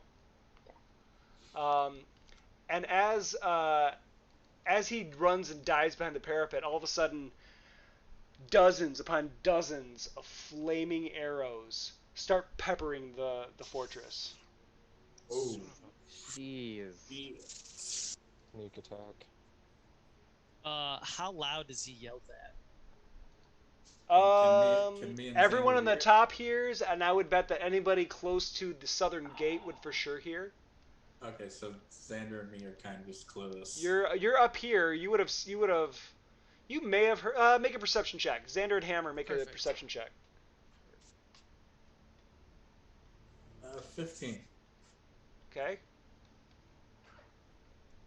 Oof, that's a 7. 7. You're still looking out the north gate, going, that's a pretty sunset. That's nice. I like it. It's nice. Fair. Swig. It's good. Yep. Swig. Is there You're any right. sort of bell alarm system or like a horn that we blow when we're under attack? I would say that if you're on duty on the top, you have a horn on you that you would sound if there is an attack coming. Okay, Like the Night's Watch, you'd have 1 for incoming, 2 for incoming, wildlings, 3 for whites. So yeah, if you're on the top, you would have one of those. Yeah, so I'm gonna blow that hard. Okay. That would be a lot. That everyone absolutely hears that. I first need. I'm gonna need Ashwin and Farah to make dexterity saves for me. Maybe not dexterity saves. What's your armor class? So mine is 16, but if there are arrows coming, then I'll cast shield and raise that up to 21. Boosh. Just Dang. All right. No. Okay. I deny your reality and substitute my own. Yeah. I'll just be like, nope, that's not happening. Okay. All right. So arrow after arrow comes coming down and go bing, bing, bing, bing, bing, hitting the fortress, and the fortress is made out of stone and iron. You know, it's not catching anything on fire. And like just dozens of arrows come and come and go and don't do a dang thing, except for one that catches Farah for. No, not Farah. He was the heart of this whole fortress. No. For 18 points of damage. Ooh, that's a big hit. That was just about the only thing that could hit you two was a nat 20, and that's what he took. Rude. So he takes an arrow, just hits him right in the shoulder, and it sends him back. He's like, ah, damn! And he looks up and he's waiting for the next volley. What do you guys? You got 6 seconds. What are you guys doing? I'm going to say the. Let's do Flames this. of Hold Hell's on. Fury and light the flame tongue. Pull it out. Let's do this. Let's everyone roll initiative. Oh, Alright. I still gotta get up, so whatever. You know what's fun? Having advantage on initiative Yeah, it is. with a +3. Damn. Oof. Oh boy. Okay. Let's get a plus one initiative. Man, that I think you just rolled that a- advantage is clutch. I rolled a 1 Oh, and hold on, and an 18. 18. Ah, All I right, hold rolled a on. 19 too. Winning. I got 15. 14 with initiative bonus. 14.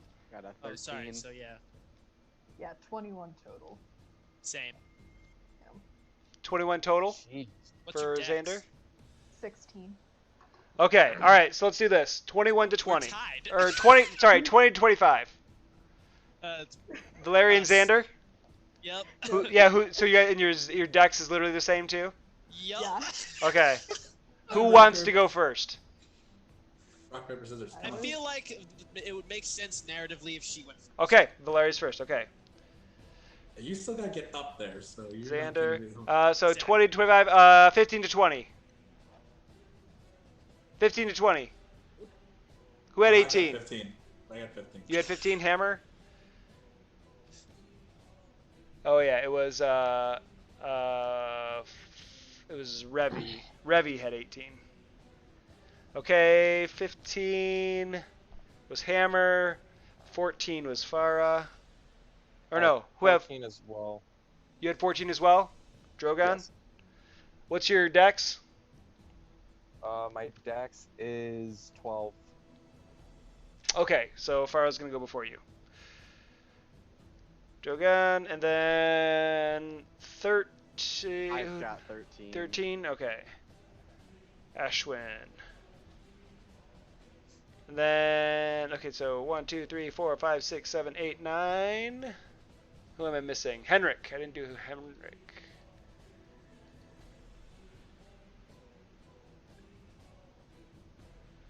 Oh no. That's that. That's why. Okay. Sorry, I got a couple of NPCs. Okay, Zamza is dead last. And Henrik is just before him. Okay. Be dragon boy. All right, Vil. All right, Fairfoot. Yeah. What do you want to do? So, can I see them? at all? Like This was a group of archers from far, far away. Are they within 150 feet? Ooh. I would say within 150 feet, yes. Yeah. You just Okay, can't see then. them because it's dark. But they are. But I would say, knowing what you know about longbows as a military person, 120 is their long range. Okay. So they're within 150. Okay, could I cast Fireball and manage to at least catch a good chunk of them? You could send it in that direction, sure. Okay. Oh. Wow. Hi guys. Hi guys. Wormwood. That was You cute, came guys. in just Let at the me, right time. Send this back to you. All right. Thanks. Okay, I'm going to say this one time. We're in the middle of a battle, so I'm going to say it once and only once. Thank you so much, Wormwood, for the raid. I appreciate you. Love you guys. We are just starting combat, so let's watch this silliness unfold. Thank you for all the follows, any subs, any of that stuff. I love you guys. Thank you so much. All right. Let's smash. Villare Fairfoot. You want to go ahead and you want to send out a fireball. Go right ahead. You can do that. Yeah. So I will Fireball those stupid archers. You saw where the line was, where the line started. So you could Yeah. probably get a chunk of them. Yeah, because it's a 20-foot radius Okay. sphere, so that means it's 40-foot diameter. So it's a big area. Fireball in that direction. Okay, go ahead. Send it. Ooh. So then they all have to make Dex saving throws. Everybody who's in it. What is the what's the save? It is 16. 16. Fail, fail. Save, Love you too, save. Colin. Fail, fail. Ollie. Oh, that's so good. Save, fail. So 3 of 9 saved. Okay. Roll some damage. Yeah, 8 Roll that damage. D6. Let's go. Get him. Get him. Eat 'em. Double fisted it. Do it. Oh gosh, that's so many dice. Double fisting dice. Whoa. I'm just saying. I'm Thank just you, saying. Wormwood.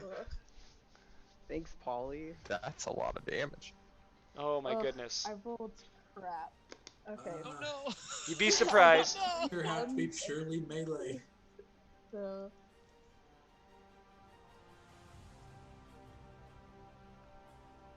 So that's only 16 damage. 16 Okay. fire. I rolled 3 1s and 3 2s. Oh Yeah. Oh. no, Kira, No. Yeah. All right. Okay. That's statistically unlikely. Okay. You don't know. You see an explosion. You see this little bead of light comes out of Villari's finger. It goes shooting past the parapets. It goes out into the field and just detonates. You see this flash of light, and for a moment, you see a line of people, and you see the glimmer of armor behind them, and then it goes back to darkness. You don't know how many you may or may not have killed. You know you definitely got their attention. Yeah. All right.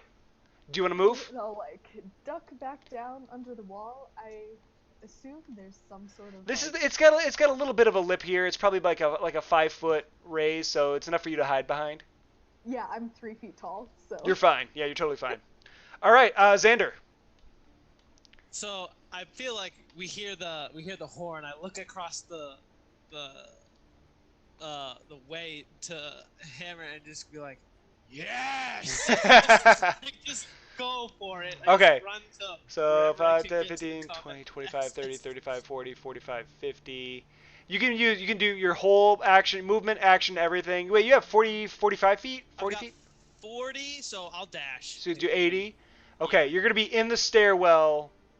Your next turn, you'll be coming out the top. Cool. All right. Revi is up here. She's gonna come over to this side just to watch and make sure there's nothing going on in the wall or anything like that. But she knows to not leave her post. Hammer, Yes. where are you going? I'm going up the opposite direction that Xander was going. Are you coming down to this side, or are you going to go Yeah, up the? You can go. You guys. Oh, you know what? I'm sorry, Xander. If you wanted, you could have gone up to this parapet also. No, I would have ran to the front and then went up. Okay. All right. You did exactly what I was gonna do. I would go to the nearest one. Okay. So you can go up and you can get out, and you'll be about here if you dash. If you dash, you'll just be coming out of the parapet right there. And then I'm going to bonus action say, the fury of Helm's might burns, and then I'm gonna light the flame top. Ooh. It's like a golden fire. Nice. That may catch some people's attention. Okay. Drogon. Okay, so firstly, seeing all this, I will run and get as close to Xander as I possibly can. Okay. 20. You could. You'd be behind him in the stairwell. And I want to cast Enhance Ability on Xander and give him Bull's Strength. Ooh. The target has advantages on strength checks, and he or her carry past. You just made Bennett's day. Okay. All right. All right, Ashwin. You're up here. You haven't taken any damage yet, but you saw everything that just happened. Yeah. So I am going to pull my rifle out. Okay. And let's see, is there anything that I can see within 80 feet, and if not 240 feet? Nothing within 80. You do see from the light that flashed and now the ground, the little bits of dry grass that are burning from the giant detonation that Valeri set off. You see that still smoldering a little bit. You see a few bodies on the ground. You do see a couple of people standing back up. I will target one of the people that's standing up. Okay. Go ahead and make your attack. Alright. So, disadvantage because I'm at long range. Okay. That's 14. That still hits. Alright. Nice. Eat 'em.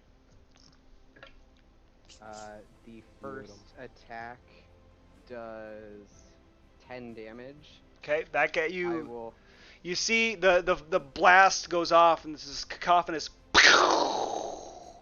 And you this flash of light from his muzzle, and all of a sudden you see the head of this man that just finally stood back up explode, and his body just drops. I will use my bonus action to reload. Okay. And then find another target. Just move down the line. Yep. Okay. So. That is not. Oh man. Nat 20, and it ends up being an 11. Oh, that just misses. Roll a percentile dice for me. Sure. That is a 15. Oh man, it pings off of some little bit of armor or something, and flashes back behind him. And behind him, you hear someone scream, "Ah, son of a!" Oh, that's great. Go ahead and roll damage. Just roll damage. Okay. Your normal damage. That is holy shit, 17. All right, it's not gonna be full damage because it's a ricochet. 19. Okay. All right, so we'll say that 9 ricochet damage. Put your eye out. All right. Okay. Is that you? Any movement? You want to stay right there? I will duck behind cover. Okay. Well, I mean, you can kind of crouch down. Yeah. I mean, between like the crenellations there. Okay. Good deal. Okay. The commander will come out front, and he will look out over the thing. He's not crouching. He's not doing anything. He looks up. He pulls out. You see him reach down and pull out his long sword. And as soon as he pulls it out, this bright white light emanates from it, and the fires near him start to dim a little bit. He takes it. He swings it around with the pommel forward, and he lets out a blast of just dark, eldritch energy. It shoots forth. Oh, that's right. It's an Hexblade. Yeah, 4 levels of Hexblade, baby. Some eldritch blast. Eldritch Blast. Eldritch Blast. And that's gonna hit for. You see one of the archers pulled out an arrow, went to knock it and pull it back, and all of a sudden he's hit with this blast of energy, and he's just eviscerated, and he falls to the ground. And then he's gonna come back towards the parapet there, and he's gonna hold there. Next is Farah. He's gonna take a couple of arrows. Both hit.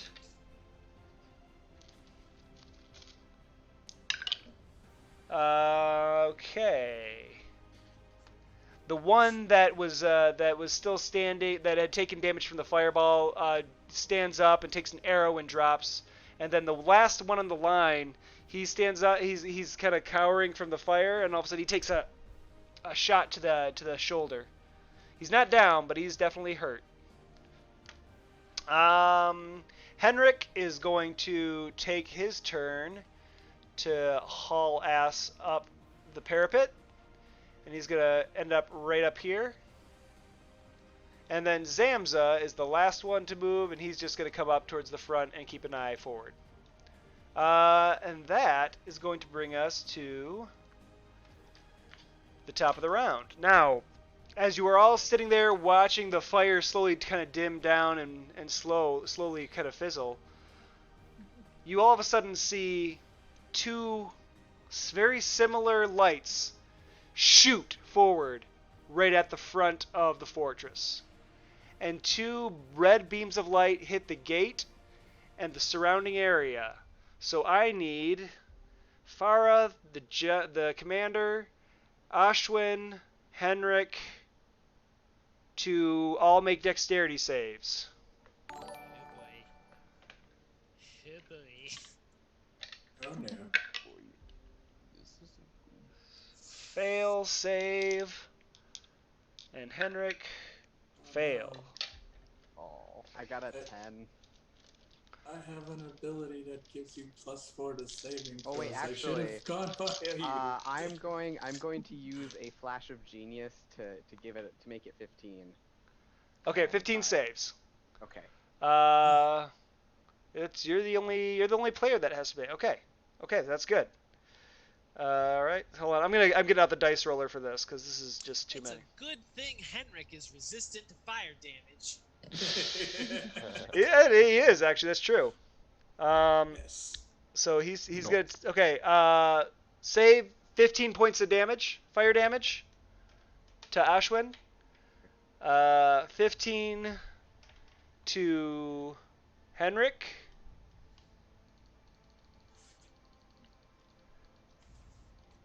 15 to Commander Grenache. 29 to Farah, who took that crit arrow. Gosh. Farah's not having a good day. Farah's not having a good day. How's she looking? Behind these flashes of light, there's one flaming arrow that comes at the commander and hits for, oh geez, for 12 points of damage. Oof. Commander just took another flaming arrow. All right, and after that, now you see storming forward what looks to be eight men clad in like this leather armor, and they're two of them, and on there's like 4 on each side of the main path coming forward, and 2 of them on each group are holding ladders. Oh, Oh no! Oh, finally, no! It's getting melee time. Villari, your turn. So how many? There are 8 approaching. There's 1 archer left, and there's apparently at least 2 mages somewhere. Okay, so for the 8 approaching with the ladders, are they all close enough I could get them all with a fireball? Yes. They are within range, yeah.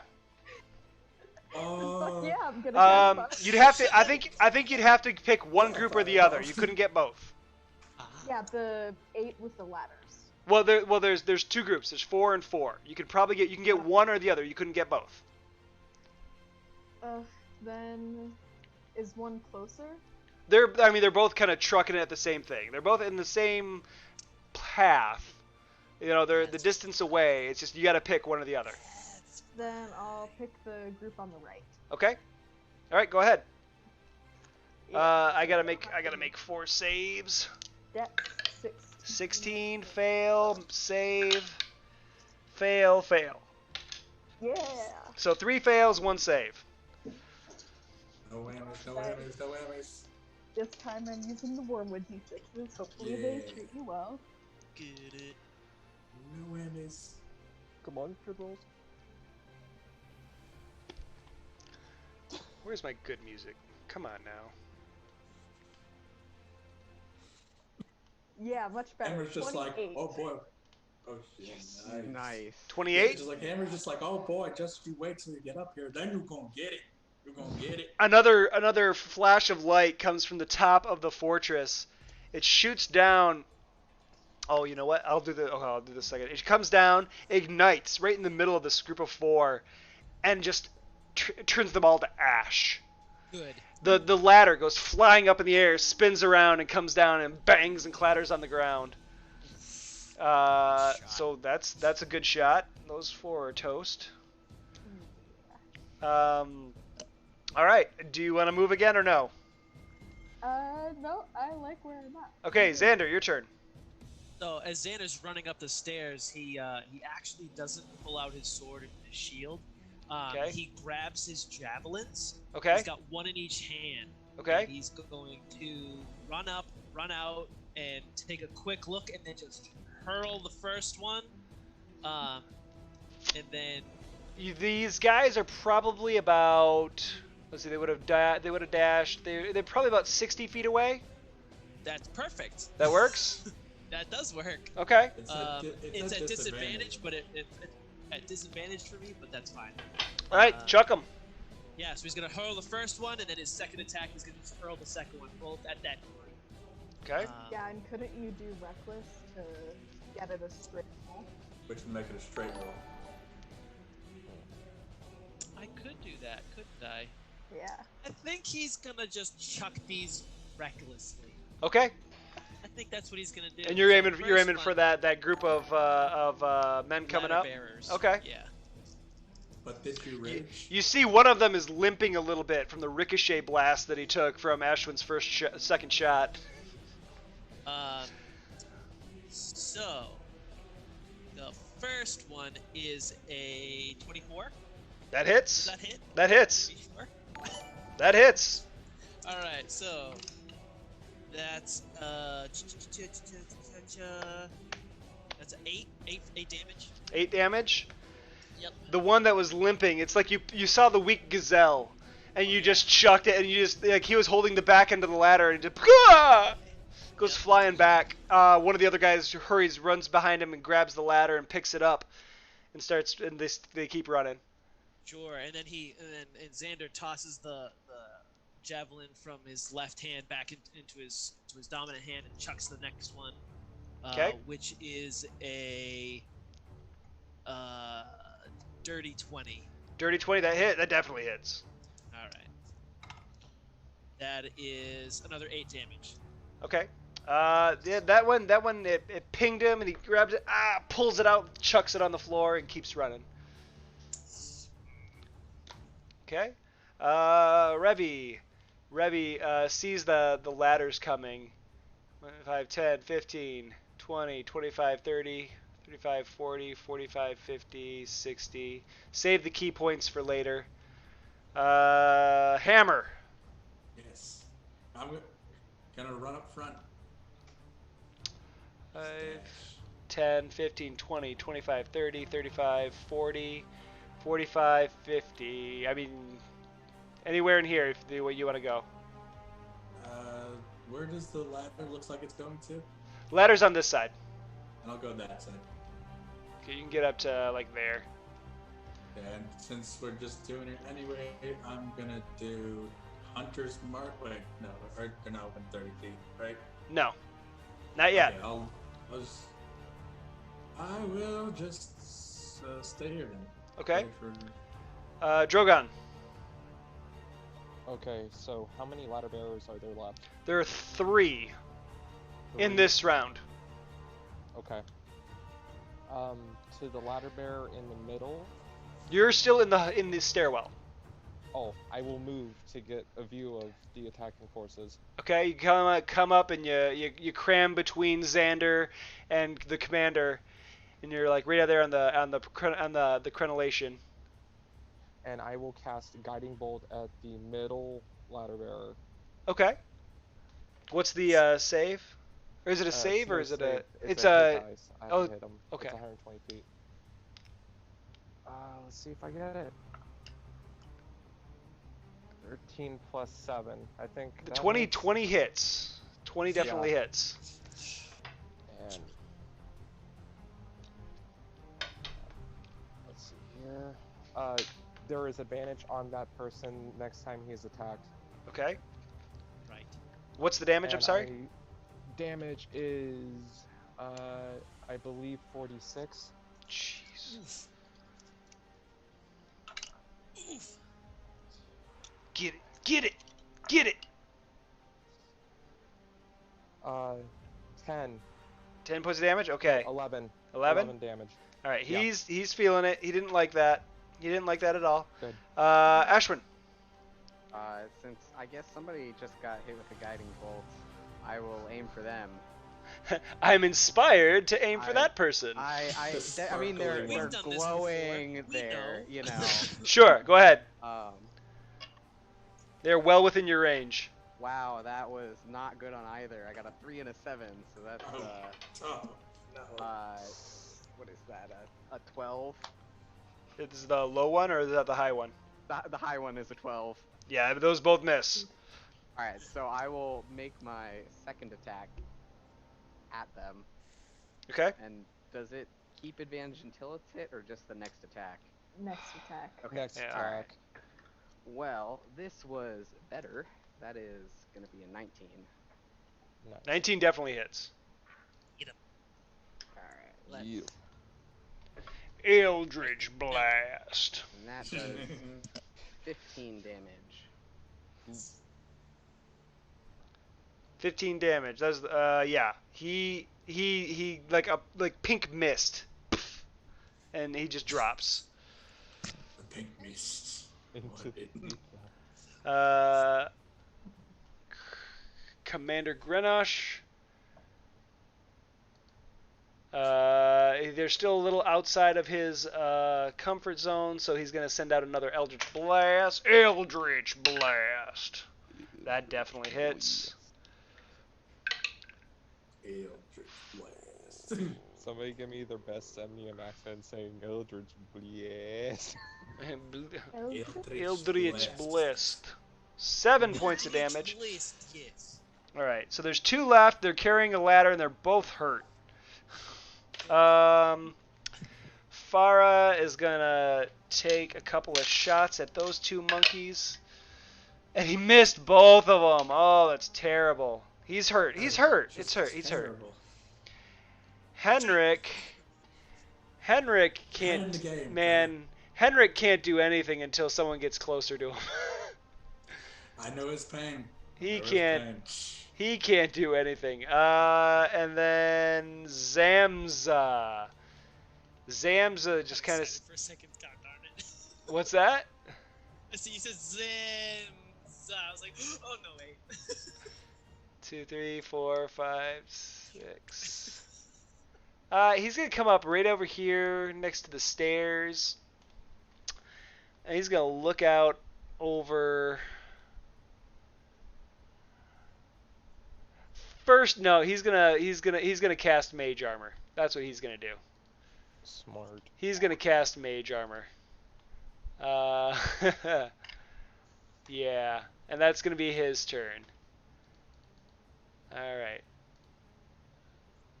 So that's up to there. Does he have any? I don't think he even has any bonus actions that he can do. Nope. Okay. All right.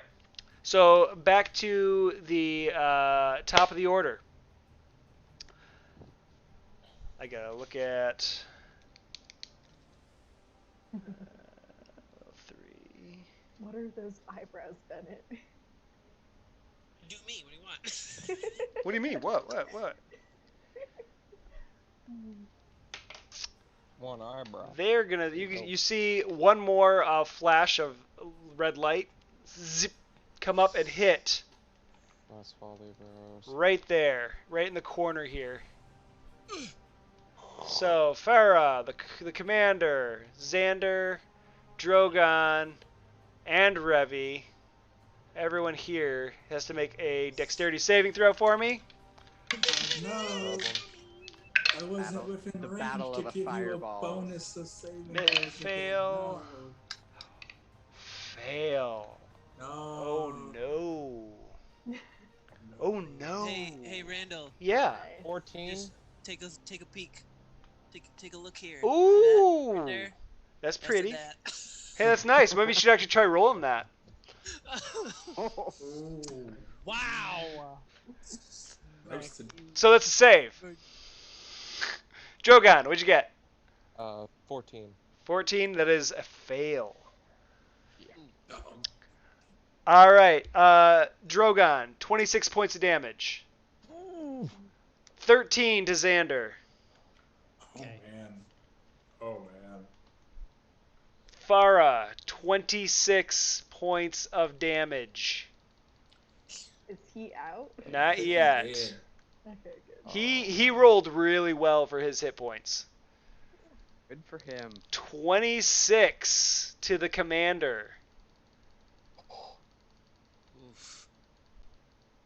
Is he down? No, he's still up. And Okay. Revi takes 20. Oh gosh, Revi. Not good. Oh man, you haven't even seen her do anything cool because nobody's coming up the. No, there's no ladders yet. I know. It's okay. We need Oh Beta. man, those I'm three really are all hurting real bad. I'm just hoping those mages are done with their fireballs. I doubt it. Much fire. Wow. Much fire. Such Goodness. explosion. And also to keep in mind, the building has taken Oh shoot. 75 points of fire damage. But Okay. it's stone, I'm and keeping that fire in mind. doesn't do that much damage Uh-oh. to stone, right? I'm rounding that was 30, and there's the two other ones. So this section of the fortress that you guys are all standing on right here has taken probably, it was 20 what was that just now 26, and I think it was 29 before. So 30 minus 5, or 60 minus 55 over here, and 29 over here. So okay. After that, there's the one flash there. Behind the group that were running forward, you notice now that there's other people that are running forward. There's a small group of like 4 people, and then behind them are 2 people dressed up in robes. Now the two people in robes, one of them just let out a line of fire that came and rocked the castle. The other one reaches down to his pocket and throws something up towards the castle. Make perception checks real quick. What's your passive perception? 13. 13. They look like stones. They just look like little rocks. They come up and they smack against the castle wall, fall to the ground, and all of a sudden, and you see out of the ground come these giant, lumbering earth elementals. Oh god. No. Oh no. And they let out this gravelly, growling. It just sounds like rocks rubbing against each other. This is not a good matchup for us. All right. Valari, it is your turn. We gonna die. Okay, So now coming forward, you have 2 guys with a ladder, 4 guys, and 2 what appear to be mages. All within probably, I would say, 30 to 70 feet. The guys with the ladders are just getting to the wall and starting to set it up. Okay, I'm going to use one of my sorcery points Okay. to twin the spell Guiding Bolt and hit both of the mages. The mages? Okay. Nice. Okay. Yes. Yeah, so 1 spell slot, 2 hits. Nice. And let me roll for that.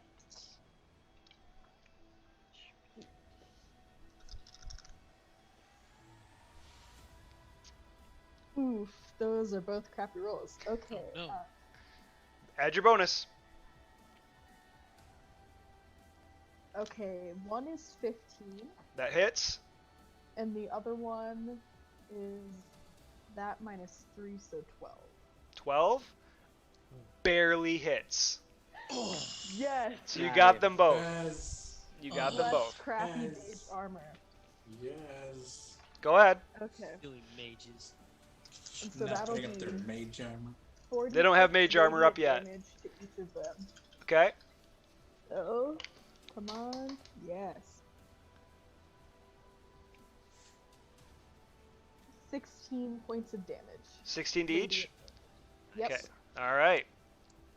And an advantage on the next attack against them. Yeah. Okay. Xander. That's me. How close are these mages? Are they within? Mages are they're within 60 feet. They're not to 30 yet. That's fine. So these guys with the ladder though, they're like. They're right there. below you. They're right underneath you. Cool. I'm gonna pull out my javelins and just straight down. All right. All right. Do it. Do it. Yeah. Cool. So that's that doesn't count as a strength tech. That's just a throw, right? Just an attack. Okay. Just an attack. I'm gonna bonus action rage Okay. first. Yeah. Sure. Because I just got hit with fire, and I am not about that. So I'm gonna bonus action rage, and does that mean I get double advantage on strength checks No. now? No. Boo. No. And it doesn't stack. No. I chucked a turtle. No, I'm kidding. Improvised weapon. Trust me. Disadvantage. Improvised weapon. So, all right, yeah, I'm gonna throw the 1-2. Okay. Go ahead. Javelins, and that is a 19 on the die, which is Jeez. lot Yeah, that's gonna hit. more than That's gonna hit. yeah. So it's something. Cool. So that is D6, which is max damage plus 4, which is 10 plus the 2 because I'm raging is 12. Jeez. Yeah. So these 2 guys. Oh, that's the first one. Go ahead and do the other one.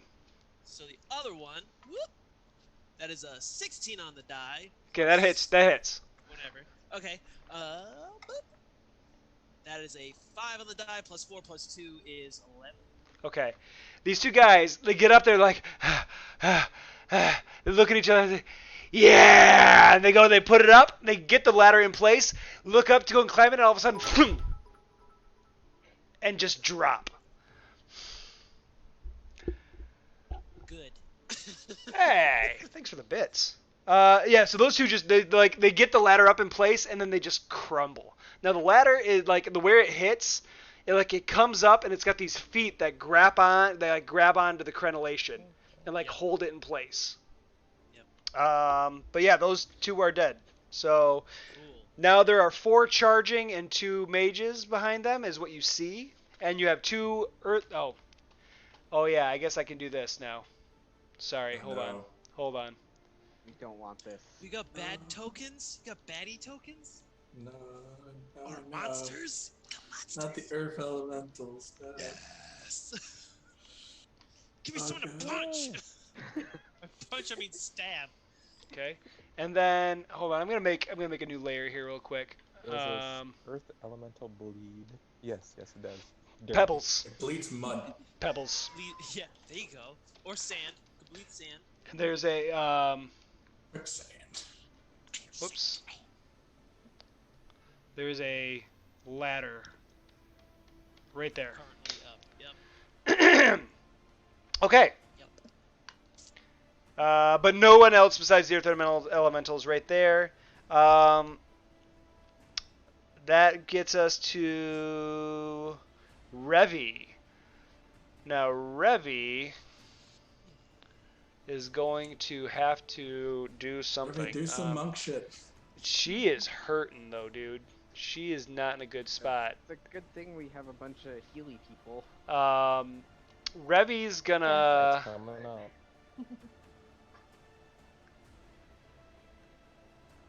Revy's tired of this shit. 5, 10, and she's gonna leap over the commander. Oh shit! And like slide down the ladder. Parkour! Parkour! And come over here. Parkour! Get the parkour! And make one attack on that Earth Elemental. Pickle Rick. Which will hit. For the D6. Hit the dirt with the fist. Oh gosh, rolled a 1. Is she pounding sand? She's pounding sand. She did 6 points of damage. Then she's gonna use a key point, do flurry of blows. Monk shit. Oh gosh, yeah, those both hit. Oh god. Pop. And that's another 11 points of damage. Nice. Unfortunately, now she's next to a giant Earth Elemental. It's okay, I'm coming. All right, next up is Hammer. Get it. Okay, so Hammer is gonna go next to all the people who have taken a crap ton of damage. 5, 10, 15, 20, 25, 30. You can get right there. That's Heinrich. I'm green. Oh, you're Henrik. Oh, that's right. I'm Hammer. 5, 10, 50. Do you want to go behind, like in the middle of all of them, or where do you want to be? Or right is right there good enough? No, I gotta get everyone touching distance of each of them. Okay. So like right there. Okay. So who took the most damage? It's gonna be Captain. the commander's in bad shape. Farah has very little hit points, but he's up here. You can't get to him without dashing. I am going to and pour in 20 points of healing into the commander. Nice. Hands. Nice. And then I'm going to cast Hunter's Mark on the nearest Earth Elemental. Okay. And that's all I can really do right now. Unless I can get down and start hitting it. No. Hunter's Mark. No, you wouldn't be able to get down there yet. Because you took your move to get over here, then your action to... Okay. So... I did something. Yes. Oh, you did something! Alright, Drogon. Okay, so I will assess the situation. Do I see Farah? Yeah, you'd see him. Okay, so I'm going to cast at, I believe, yeah. That's a touch. Firstly, I'm going to use my bonus action to cast Healing Word on Farah. Okay. Giving him 2d4 hit points back, plus 4. Okay, go ahead. 3 plus 2. 5. 4 is 9 points of health regained. Okay. Get up, Frenchie! Better than nothing. Better than nothing. And then, let's see here. For my actual action, I'm going to... let's see here. Where's my one thing at? I swear to God, my paladin is useful, fam. Just no one's gotten in melee range. Yeah. Your time will shine. I mean, Your time will shine. it just happens sometimes. Give me a moment. That's the point of the ranged people, to make you melee people useless. Exactly. Question. That's why I have javelins. Woo! How tall is this building? Good question.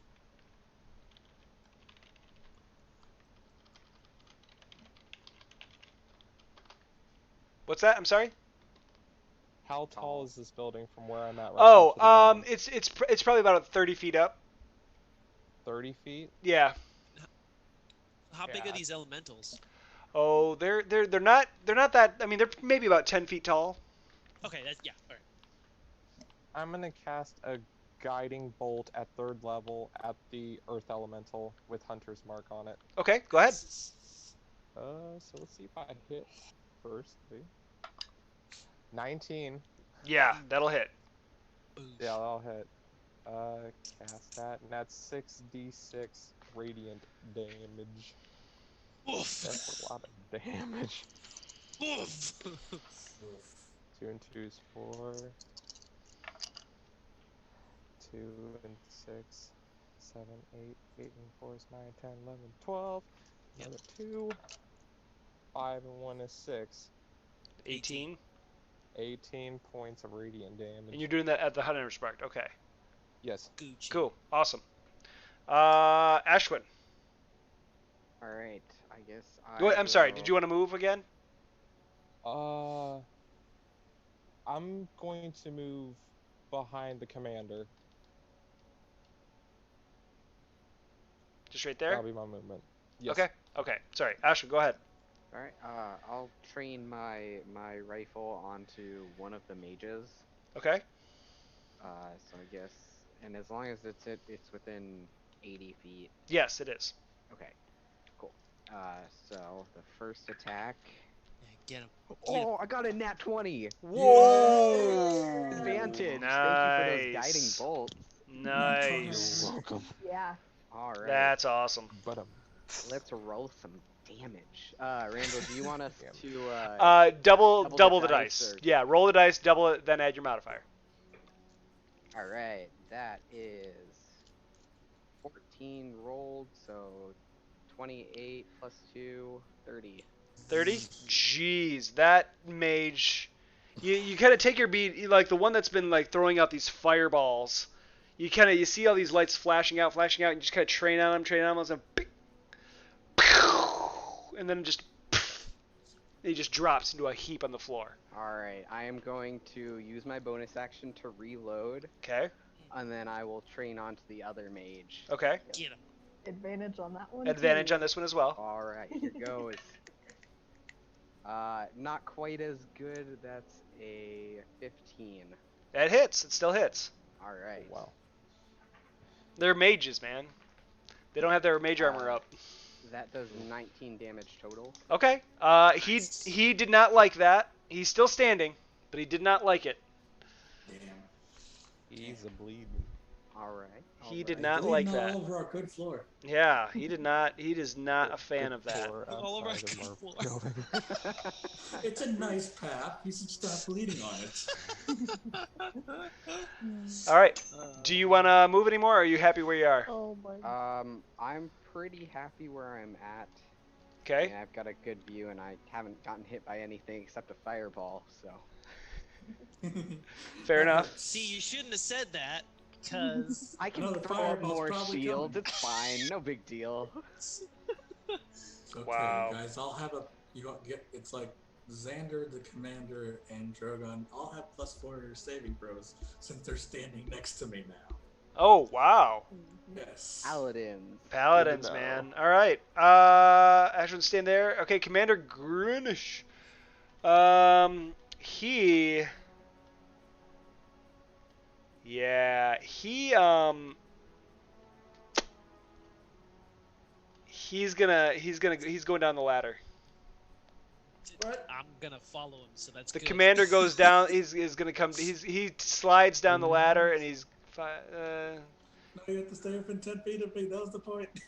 he's gonna go here right next to this earth elemental and start just taking 2 swings at him with his frost brand longsword. Oh, Did damn. he flank it? Does he Two. have enough Okay. to do that? I wish I could show you. It took 2 swings at it. I rolled a 20 and a 1. Uh-huh. So Huh. the first one comes through and he just like cleaves off of it, just misses. Shing, shows off. Sees that, comes back and just drives it straight in. Good. Nice. And that's gonna be. He's using two hands. He's using two hands on this. So much cold damage. So that's gonna be 16, 20 plus 4 points, so 24 points of damage to the elemental, and that's gonna be his turn. Nice. Nice. All right, Farah. Elemental, that's nice. Farah is very happy to have gotten some healing. Is going to aim down at the same earth elemental. Actually, no. It's gonna. He's gonna train on that damn wizard. He's got to train on that wizard. Take out the rain. Plus Take out 11, the rain. 15 hits. 15 hits. Yeah. For 4 plus 8 damage for 12 damage, and he just right dead center of his head. That mage drops. Oh yeah. Lucky bastards. Unicorn. Henrik's turn now. He sees all of you guys having fun, and he decides no, and he's gonna take a jumping attack on that one. He's just gonna go diving off. What a legend! What a legend! This copper dragonborn with his two-handed sword just comes out and just comes down on it with two hands. I didn't realize jumping straight down was So first, You're gonna take fall damage though. dexterity Oh, yeah. to see. So he didn't hit him because he rolled a 2 for his dexterity check. He basically came down, Splat. bounced off of him, and fell and hit the ground, and that's gonna be Splat. This is for. what happens Oh when you gosh. don't have a positive attitude. He took 15 points of fall damage.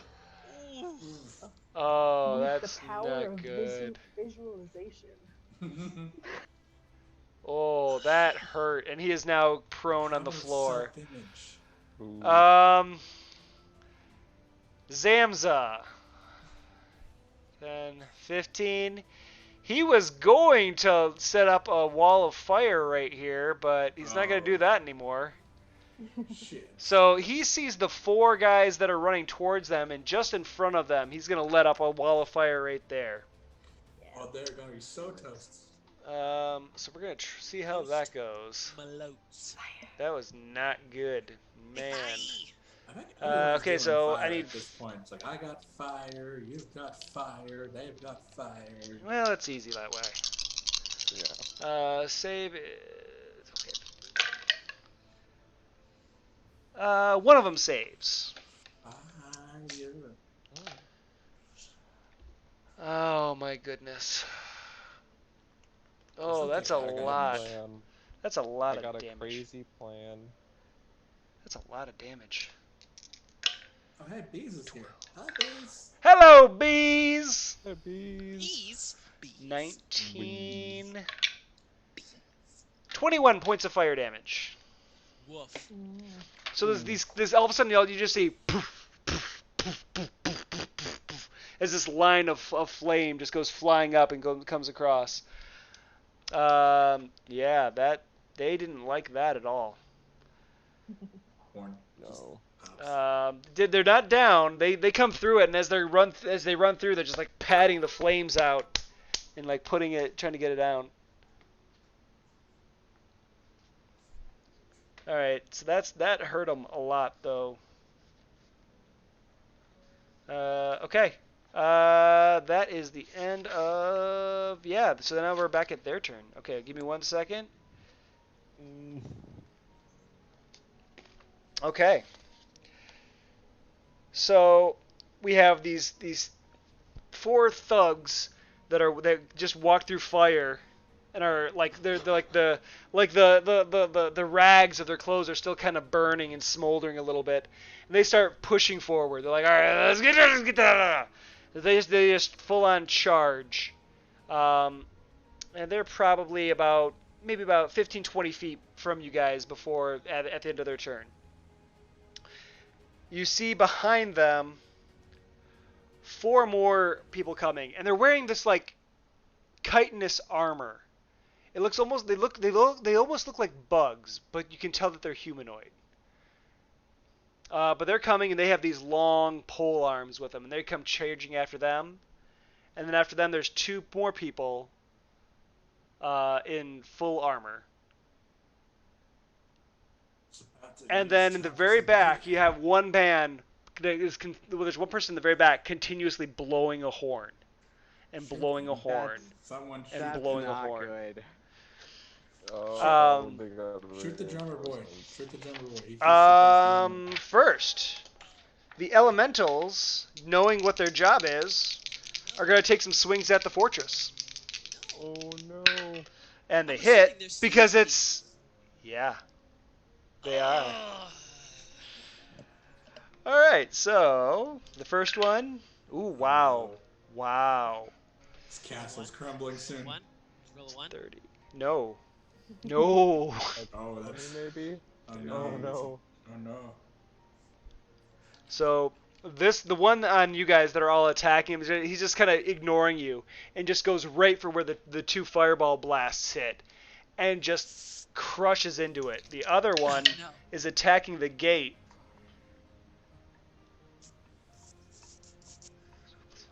So Okay, I'll throw go another 30 down points there of and damage. be, I am the gate.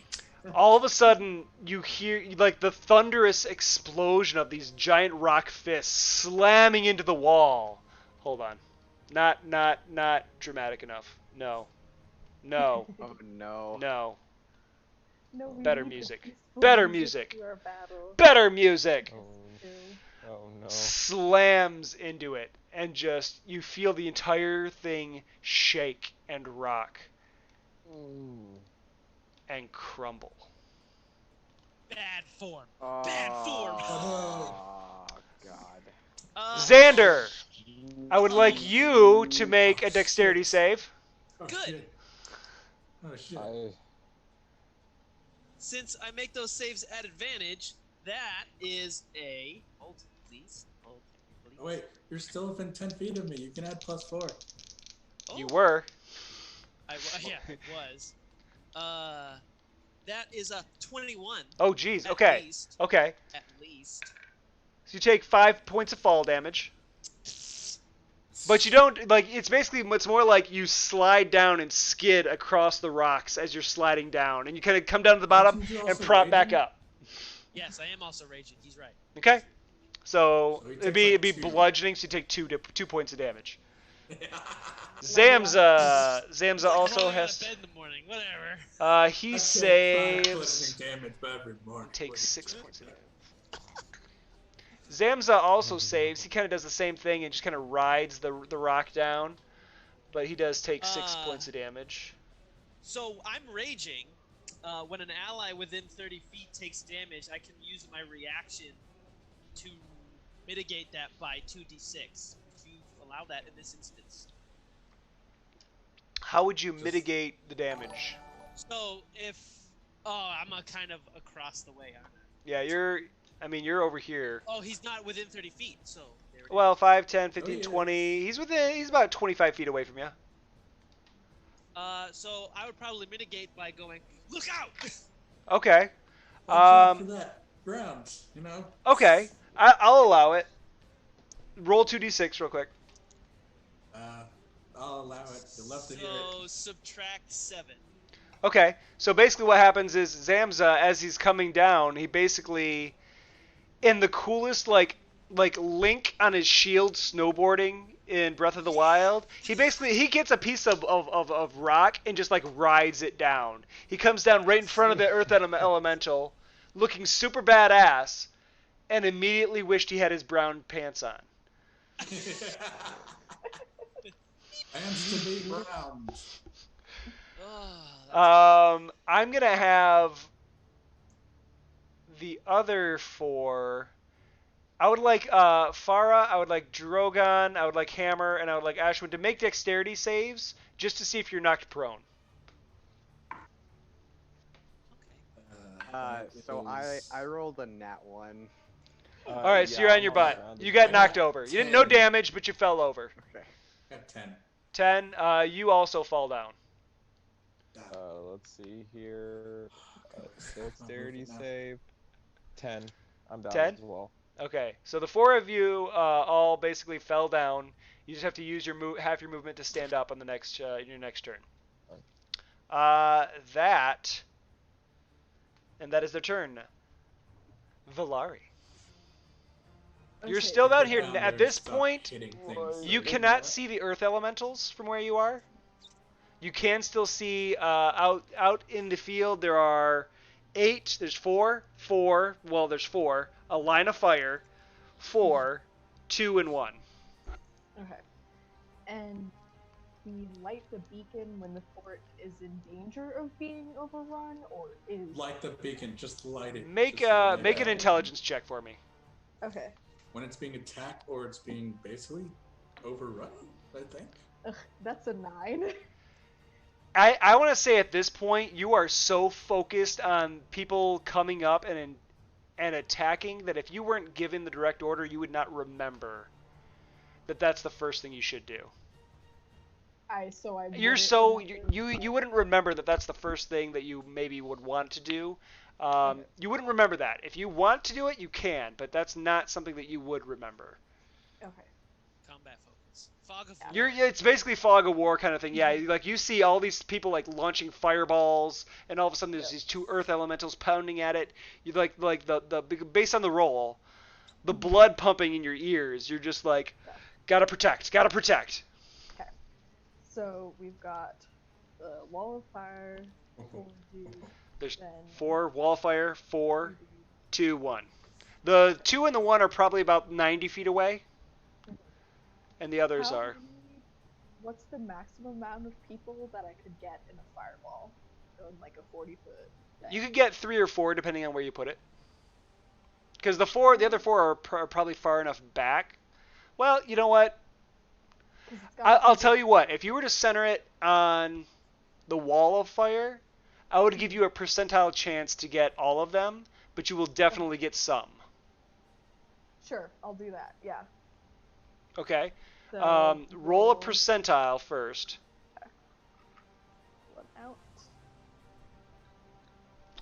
Just roll the percentile and let me know what you roll. Roll the 10. You gotta be shitting me. And bad for you. She's like a marksman with this thing. Holy smokes. Nice. So the way I had it set up was I was going, okay, it's like a 10% chance to hit the ones on the far ends. And then going in. That 10% chance. 10% chance. Okay. I gotta roll 8 d20s here. Hold on. Shit. It's 15. How many people did she... 15 is your save? 16. 16 is your save? Okay. Yeah, 16. As he's counting that, all I can imagine is you cast it and all you hear in your back of your head is, damn son, where'd you find this? All but one of them failed. Yes. All but one of them failed. Oh my god. Yeah, so Come that on. was my No last enemies. 3rd level, but it's No- okay. Wow. Hey, you know what? It's worth it. Yeah. I've got sorcery points. It's like it's Wow. it's, That was it's like we're just gonna be amazing. wasting all our How- spell slots on this, you know, just fireball. How do you roll 10%? Oh my! Like I'm sitting there, I'm literally, as she's saying, I'm like, okay, it's 10% on the far ends. If she rolls a 10%, she hits them too. If it's not impossible, there's always a chance. Good It's just night, I impossible. guess. It's not impossible. That's Like 29 fire damage. Alien like Okay. Yeah. Wow. Holy smokes. rolled Okay, so the front group.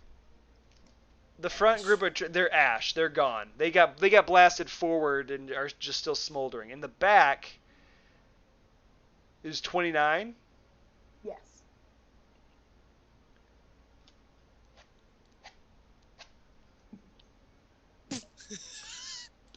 There's one that's on the floor and is not happy about it, but everyone else is just toast. Just toast. just literal. Son of a gun. Literal toast. Somebody pass the butter. Need. Good night. Bro, we did Okay. it. All right. And then, spells, do you do the typical, like, only cantrip in a Only spell? cantrip Or at a can I do, is a bonus. okay. I'll allow a Okay. cantrip as a bonus. Then, nah, I'm good. Okay. Son. Xander. Yes. Yes. The army's a one-woman army. She's... She, no, This, dude, she's glass cannon This sitting up rides, there. like 12 This She's just like hiding, like, it's like, saved me a lot of trouble getting down here. Yep. So, yeah, I am raging. Yep. Still, and I'm gonna pull out my longsword Mm-hmm. and speak that word that any of my allies definitely heard me say while I was, Sure. anytime that I, clean my weapon. Galarnad, and it will blue fire and just two-hand just start going to town. All right. This. How many attacks are you taking? I believe that's 2. Okay, go ahead. Okay, let's do it. 1 is a 15 on the die plus 6, I believe. Hold on. Sorry. Just kidding. Plus 7. Jeez. So that's 22 math? That hits. That's going to hit. So with the fire damage and my D10, I believe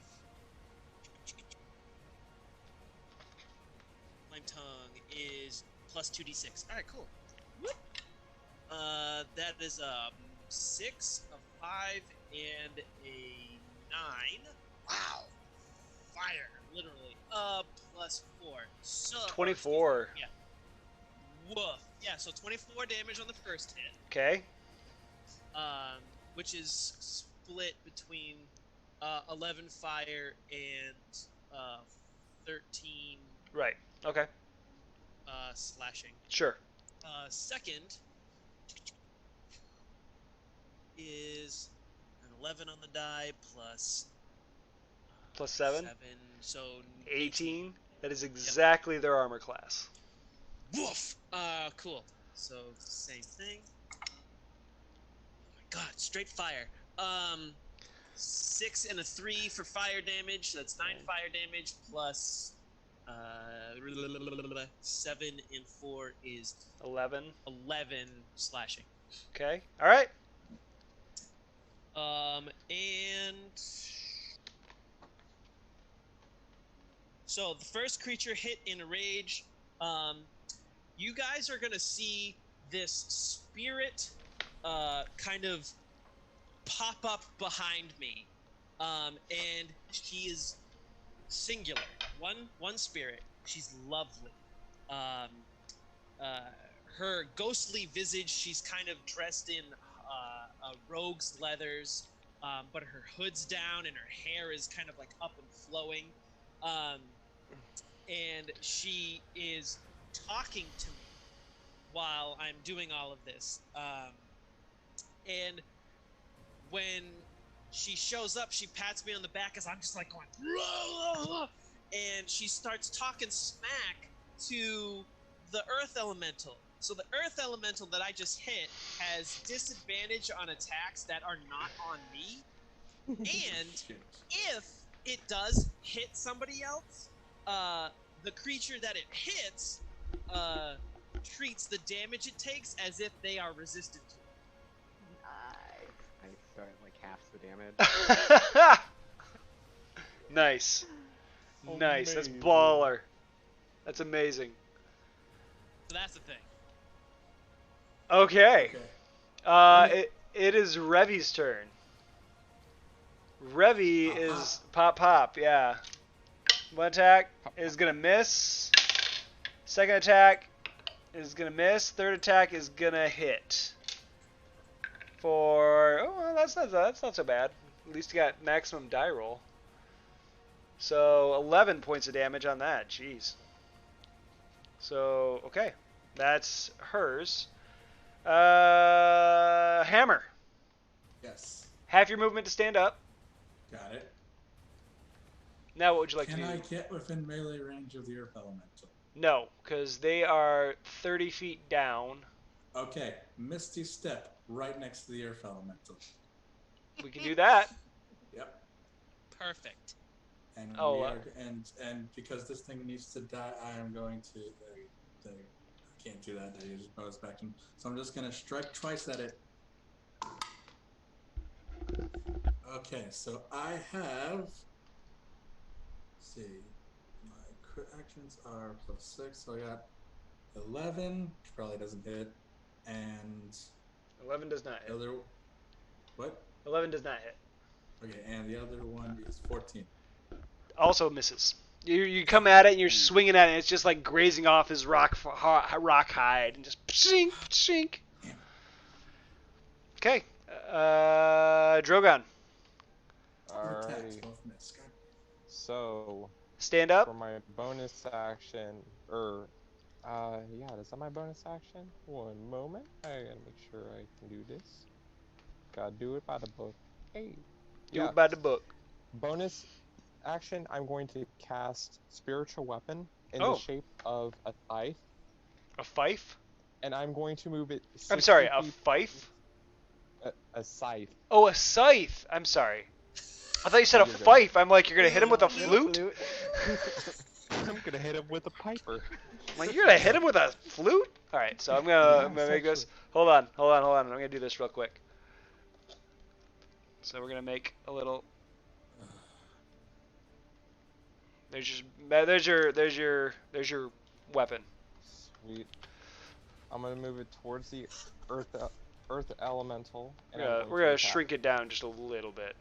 Yeah. It's a little big. A little bit. Well, you can form it wherever. So this thing is like, gosh, this thing is like cornered. All right. Let's see if I hit. +7 to it though. 12 + 7. 19. 19 hits. Sweet. That's 1d8 + 4. Of course, You know what I just elementals have the thought highest of? AC. Randall, real quick question. Hmm.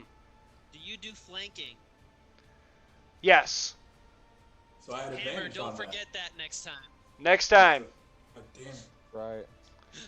I didn't Next know time. because he just kind of stuck me there, and I'm like, No, it's all good. Well, I mean, just noticed it because you put the thing there. If I do anything and you do disagree with it, shout at me, yell at me, tell me where you want it, and we'll make it right. 7 points of force damage, by the way. 7 points, okay.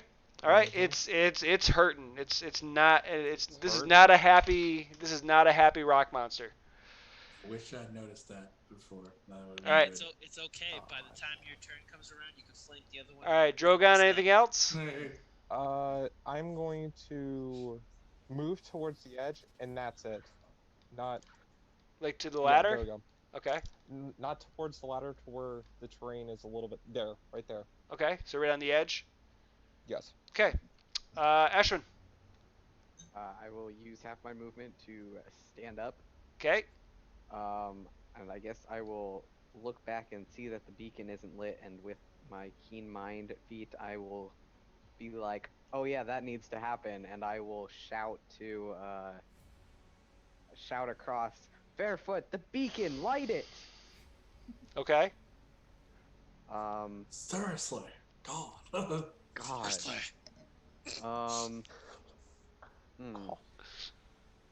What do you want me to do? I'm busy killing people. Act. Yeah. She's. I mean. I don't need to light this. We're fine. She's doing. About to be swarmed by an entire army. She's doing pretty well. I think that my mending cantrip will fix the front of the fortress. Nope, probably not. Probably not. Let's see. What? If you had Shape Earth, you might be able to do it, but you know. I don't have that spell. I have the equivalent, so I could fix this, but it'll take a few weeks. All right, Ashwin. What do you want to do? I'm gonna. Other than the Earth Elementals, who probably are gonna be taken care of relatively quickly, who else is coming towards us? There are 2 armored individuals coming forward. There's one tribal warrior in like the chitinous armor that's was on fire and is like just now kind of standing back up. And then there's There one was more a horn individual bearer. back behind them. How far away is the one with the horn? He is probably at this point around 90 feet away. I'll go for him anyways. I'll take it disadvantage. Okay. Get him. Get him. Eat him. No, that's a nat one. That's gonna miss. This makes me feel better about me missing all the time. I'll try again. Who knows what'll happen? Oh, good. 2 18s. So that is Hey. 24 or 23, 23 hits. That will hit. and that does 15 total. Wow. Right in the ouch. Okay. Ouchie. All right.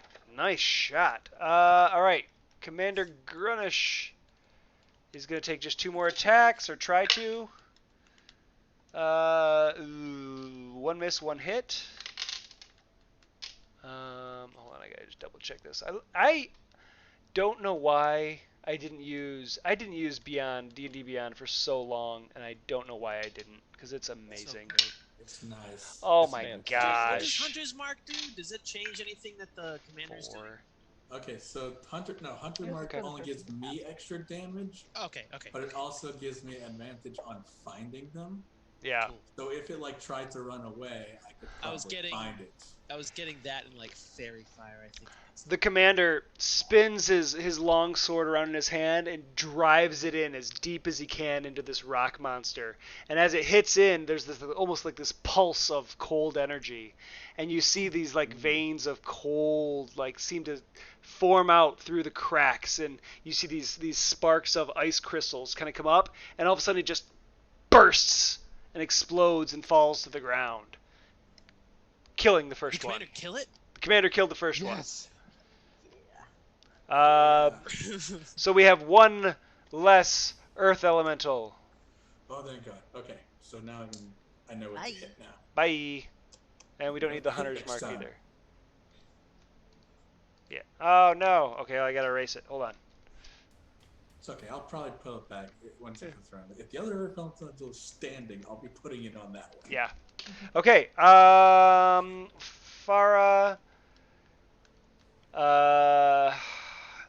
I think he's gonna go for. He's still going out for the range. He's gonna go and try and grab the chitinous warrior that's kind of limping along. Get him. Get him. Wow. 8 plus 7. Yeah. So he takes 2 arrows. Phew. Phew, sends them both out. The first one misses. The second, like, the guy sees this arrow plunk into the ground behind him. He darts up and starts running, and then he just kind of beads him and phew, sends the second one out, hits him, takes him down. Good. Okay. Okay, that's for us. Henrik is going to take a swing or 2. Yeah, You useful Come on, Henrik. Henrik. I at least healed people. You have done nothing. Except fall. Oh yeah, he's got to stand up first, Yeah, because he went, yeah! basically. Splat. He's straight fighter. He wants to be a barbarian, but he just can't hack it. Yeah, no, Do it. literally, He you can't hack it. Can't hack it. Okay, first one misses, second one hits. 2d6. That's not bad damage. For 12 points of damage. Hey, he did something. How much damage is this Earth Elemental taking? This one has not taken any. Oh, Yeah, okay. this one's So fresh. You guys like crowd You beat this dogpiled one. the Yeah, other you one. dogpiled that one. okay, so now I need to dogpile this one. Yeah. So he did that. Zamza is right underneath. I'm gonna make a wisdom save for him, and he fails. He's going into like fight or flight, and he's freaked out being right underneath this thing, and he's gonna try and climb back up the rubble. Because you can climb up it. It's rough terrain, but he's trying to get Coward. away. Coward. Well, I mean, he can't. He's not Being a right next to him as a close-range mage fighter. is not. Yeah, he's not a close range fighter. One looks down upon you in disappointment. Seeing this and having nothing else to do with the building, the Earth Elemental is going to take an attack of opportunity, Oh, so bad move. and he's going to hit. Oh Ooh. God. Someone's dying. That's 15 points of damage. Hold on. I'm gonna react since it's a new round. Or Okay. a new turn. Okay. And mitigate that by yelling, "Look out!" And -9 damage. Okay, so he takes 6. Nice. All right. Nice. That's pretty helpful. All right. And he is 5, 10, 15. That's Actually, as far you know as. what? I'm gonna retcon that. That shade runs over and yanks him instead. Oh, and instead pushes of him me up. Yelling. Okay. She pushes him instead of, so he doesn't take the full brunt of it. All right. Ancestral guardian. Ancestral guardian. All right. That is the end of the group. So, this Earth Elemental is going to look down at Henrik, Uh-oh. take 2 no. swings. Oh no! Oh no. First swing does 4 I plus don't think he has the AC and 15. and help the hand. No, they definitely both hit. The first hit takes him down to 15, down to 0. Oh! Ooh. Oh no. The second hit is an auto crit, right? Yep. So that's 2 death saves. Oh. Oh, Ooh. Don't worry, I have Revivify. Well, Okay. It automatically hits, but I don't know if it's 2 death saves. If it's what's an auto If it's a crit? melee, It's an auto crit. it's auto. Okay, so okay. Yes. So yeah, death saves. okay. All right, so 2 death saves on Henrik. Oh no! Oh no! The the 2 armored gents, armored people start running forward a little bit more. And they are going to.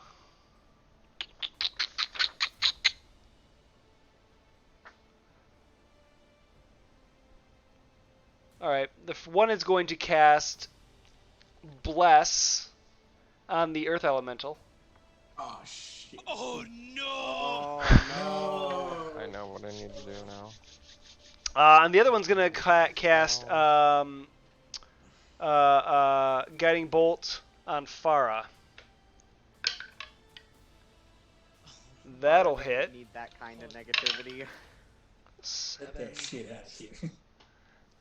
7.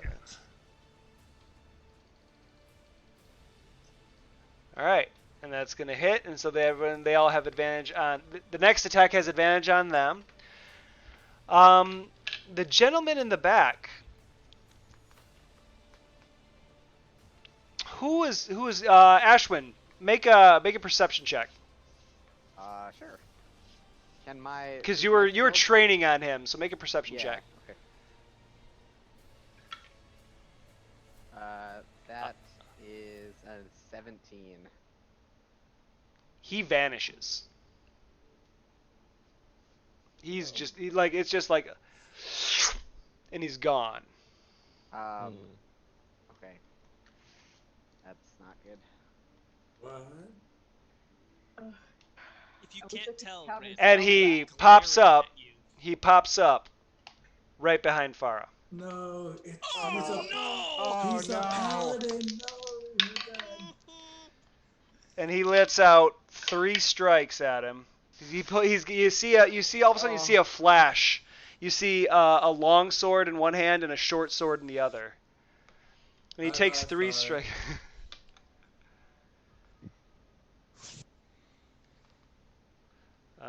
Hold on one second. Damn it! Sorry, my wife asking me if I can come help with something real quick. Okay. So that is going to be 8 plus. What was his bonus? Oh, plus. Yeah. It's plus 3. Okay, so 11 plus 8 is 19. Plus 7 is 26 points of damage to Farah. So actually, the 19 would have dropped him to 0. And then And the the next one would have been auto crit. an auto crit. Losing people left and right here. They're not Okay. gone yet. Shush your face. Okay. The face, they're not gone yet. He got Henrik. Okay. Yeah. Valari, your turn. Okay, would it be a bonus action or an action to light the beacon? How are you gonna light it? Isn't there a fire right there? Right there. There's there's the oil and stuff. Yeah. Yeah, so I'll You can just like, take that. flip Yeah, it that'd be a over. bonus action. I'd say a bonus Okay. action. So you can So climb open up. There's that? there's literally like an oil lantern next to it that you just take and just break on it, and it'll. So and then just light them up, light them up. And then It is on fire. Thunder calls for rain. We're holding that in. would it The be whole Makes Valari. Okay, no, go ahead. Would it be more helpful if I healed Henrik and Farah or attacked? Because I think it's on their turn that they have to make the saving. Yes. Yes. So if you heal them now, they'll be good. Unless they get attacked right again. I feel like Henrik is the furthest away from any other healer at the moment, but closer to you if you go that route. Yeah. Personally. Just because Regardless, I'm gonna go. Actually, far is because you and I both have lay on hands. Let me see. 10, 15, 20. You have to go. If you're gonna, you either have to jump down because you're probably a good 10 feet above Well, Zamza I here. have, oh, I forgot I changed to subtle spell instead of distant spell. Okay. Ah. I We're was going trying, off the Dova. distance spell thing. Yeah, That's fine. because I used my bonus action, so I can't use healing word. So Look, I think the best option is probably heal. Just to, There are bad get guys in the people- field that appear to be cleric types. Ooh. Yeah. So I think I'm going to. So there are two of like the armored type creatures, and then there's the dude who just Bamfed up here. teleported. Just bamfed. So there's Bamf. 3 of them. Yep. There's Okay, so there's I those think- 3, and then there's the earth elemental.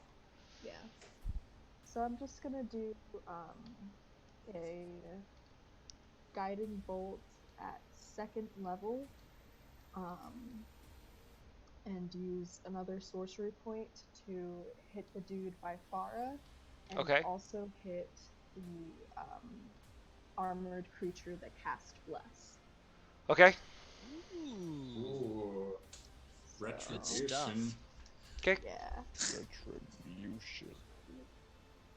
Bye sorcery Which is point. actually not on my tenet. It's tenets in my oath. So it's. So gonna roll to hit him. You're gone. Oops. Okay, so the one for the what's it called? Like armored creature is a nat 20. Oh yeah, Nice. that'll hit. Yeah. Nice. So plus 8, and then the one for the teleported dude is a 16. That misses. Ah! You Oh, murdered. You gonna get him. I'm so Dang it. sad. Come get him. Come get him. The other one is doubled, so that is 5d6 doubled, so that's 10d6. We'll just roll the 5d6 and then double that, and then Okay. add the bonus. And then yeah, that way we're not just rolling millions of dice. I have so Why? much It's dice so here to fun. roll. But it's so fun. click. But math rocks. Click clacks. Click clacks. Click clacks, Okay. I'ma shoot you in the back. That's not what I wanted, but I'll take it. Ooh, I like this music. Okay, so that's 21 doubled, so that's 42 damage. That So 42 radiant. that armored individual, it just disappears. It's like this column of light comes down, and then when it dissipates, he's gone. He's just not even there. It's gone. He's just gone. Holy During medieval times, smokes! you loaded a gun and shot the man. How do I attack? Good I night. No. Holy crap. Okay. Man, Xander. yes. Please help out your I'm buddy Hammer. smack up stone. Yeah. So throw me over 4 blocks. Yep, Okay. right there. Nailed it. Okay. And I'm gonna go recklessly ham on this thing Do it. because it put down one of my friends. Actually, before I do that, knock me over 1 more square, please. Yes. Now I'm gonna go recklessly ham on Big Stone Boy, and stab a dude. Oh, stab it, dude. Oh baby, that's a 19 on the die. That'll hit. Yeah. Nice. Which is 20 something. Phone, let's go. Faster, let's go. Yeah, that's a 26 To hit or damage? to hit. Oh yeah, dude. If you rolled a 19, yeah, you hit it. You're already above its armor class. Alright, cool. Sorry. It's still on fire, so that's 2d6. I'm still two-handed, so that's d10. Plus 4 altogether comes out to 10 on the fire damage, plus 9 on the slashing, so 19. 19. All right. That's my first attack. Jeez. My second is a 18 on the die. That hits. That hits. Roll it. Woof. Alright, let's do this. Whoop, whoop, whoop, whoop, whoop. Caught it. Alright. Wow. God. You know, I gotta tell Crystal that these dice are rolling fire. I've got 11. I have 11 fire damage and 9 slashing. Jeez. So another So 20? 20 damage. Yep. Holy smokes. Okay. All right. Revy. Retcon, add 4 more damage because altogether I'm raging. Right? Okay. Oh, sorry. No worries. No worries. 5, 10, 15, He's gonna 20. be dead before I even get to it. Advantage. That's fine. You'll be fine. Nat 20. Pop. 19 and... So, 3 hits. One of them's a nat 20. So the nat 20 is 8 plus 13 plus it's 21 plus 3, 27 points of damage. On who? The earth elemental. Oh. Sorry. Okay, hammer. How bad this thing looking? It's pretty hurt. It's pretty darn hurt. Flank me with Xander. I want this advantage. Yak, no. Okay. Flanker. Okay, go ahead. Hunter's bonus action. Hunter's mark on him. Okay. Get him. Ah. Hey, good rolls. Good rolls. Okay, so I've got 18 and 19 Both hit. on. Both hit. Well, okay, so we're gonna do. We are going to get a 1d8, 2d6, and then we're gonna smite, Oh, jeez. and then another d6 for the hunter's mark. Can you just give me all of it? Ooh. Okay, good. Okay, got a 1, but thanks to my Masters of Arm, it is a 2. Yeah. Yeah. Oh no, we didn't even use any of that stuff. Yeah. Okay, so 7, 6, 11, 17, will say, 18, Randall, 20. nobody's used that, but I have put myself 20 in a position damage, all twice. total. All right. Ooh, I'm sorry. What was the That total? was one attack. How much was it? That was the first attack. 20. Okay. All of it. Okay. Now, the second attack is also going to smite. Jeez. 1-2 smite. Okay, yes. That also gets turned into a 2. So that is 10. That is 10. And that is 28. You come at it with your sword, and you just hammer, and each time this flash of light off your weapon as you crush into it, and the last one when it comes down, it's boom, you hit it, and this flash of light, and it just explodes, sending shards of rock flying all over Henrik and Xander. So worth 2 spell slots. That was so worth it. Hammer, is that a double entendre? Yeah, he's that guy's toast. Good. I got it from.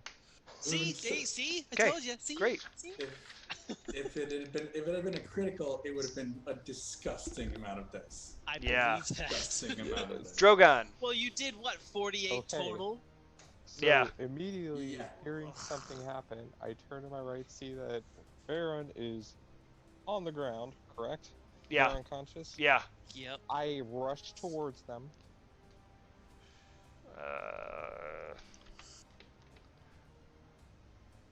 All right, where'd you go? 15, 20. That's kind of like a little hop up. 30. Okay. Am I within touching distance? of Yeah. them? Yeah. Okay, I cast my cantrip. Is that a bonus action? Yes. Cantrips, I say, are bonus actions. Okay, so as a bonus action, I cast Spare the Dying Okay. on Farron, Okay. which means they are immediately stable. And then I cast, as my action, Cure Wounds at, let's see, fuck it, 3rd level. That is 3d8. plus Jeez. 4. Yeah, I'm not screwing around. I ain't losing anybody. 5 and 2 is 7, plus 1 more, plus another 2, plus another 4. 9's 13. Yup. They're back up. All right. He's back up. And Yay. that's the end of my turn. Okay. Ashwin. There's Alright. one guy out in the field and one guy up on the other tower. Do I have a clear view of the guy who just teleported onto the tower? No. You got 2 of your friends kind of in the way. I'll go for the guy in the field then. Okay, go ahead. Is it within? I'm guessing he's within 80 feet. Oh yeah. Yeah. At this point he is. Nat 20. Oh gosh. Oh shit. More pink mist. More How much pink pink mist. The pink mist. Oh my god. That is 17, 34, 36 damage. How much? 36. It's just gone. Just eviscerated. Just toast. Good night. And then I guess. Oh yeah, I can take out this other earth elemental too. Boop. Yeah, I mean, I don't know. Bits of him all over me. I've got these little markers for all the guys that never even got to the fort. I've got different little markers to put up here that never even got here because they were just destroyed. Hey, Randall, what was that you said about my dice that they weren't going to save me? Whatever, dude. Oh, hey, look, a Tarask shows up. No. Oh no. Oh, I did not use the right size dice on my thing. I should use a D8 instead of a D6. You still killed him. I guess mean, I will. You want to kill him more?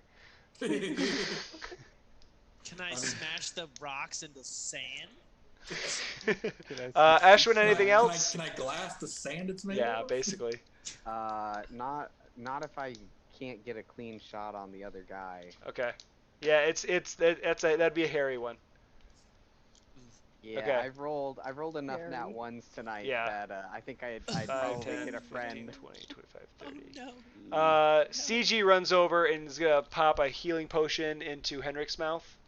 Good. Good.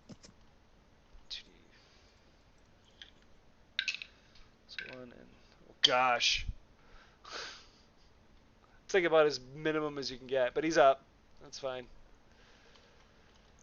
He's up. That's all you need. That's gonna be his turn. Farah gonna stand up and jeez, does he even have? Does he have anything? He's a bowman. I mean, he's straight up a bowman. He does not. Oh no. Doesn't he have a short sword? He does have a short sword. Good night. That's just yeah. I guess that he can pull that. I suppose. Couldn't he do the like disengage action and run away? He doesn't have disengage. No. Well, anybody can do that as an action. Disengage is an action. Oh, they can just do it as an action. Yeah. Uh-huh. Only the specific rogues can use it as a bonus. As a bonus. Okay. Yeah. I mean, come on, Randall. What are you new? To 5e. Like you don't play D&D at all, man. Yeah, I'm telling you. Okay. 5, 10, 15, 20, 25, 30. And Shoot him in the face. Wait, no, actions. You actions. He's gonna shit himself. I bonus action poop my pants. Bonus action poop my pants. Bonus action brown the pants. Henrik is gonna. Well, probably already did that when he went down. Henrik's gonna stand up and start climbing. You don't release your ballast 5, 10, so, 15. He got up to there. Zamza. What tricks do you have up your sleeve? What can you launch at this guy? Do something. He's the magey guy. So he's gonna do something fun. Let's go straight up at 4th level. Oh shit. Oh no, he could do. Wait a minute. Wait, what level did I make him? No, yeah, okay.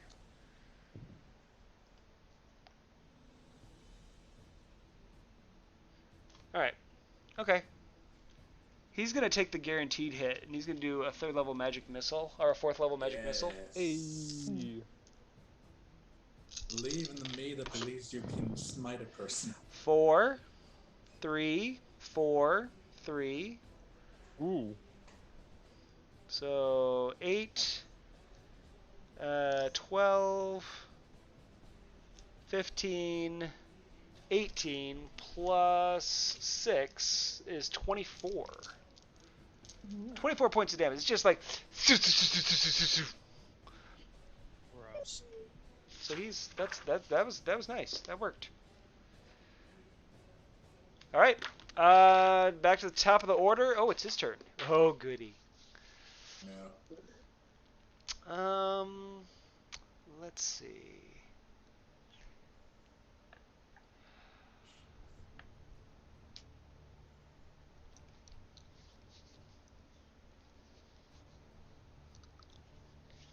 He takes a step forward and disappears again. God, Can I reaction counterspell that? Ooh. You can. Yes. Thank you. Yes. Spell. Wait. Do you have Warcaster? Warcaster. Oh, that feat. The feat Warcaster. That's what you need as a reaction to cast Counterspell. No, because No. counterspell is a is a reaction. reaction. Oh, Counterspell is a reaction. That's right.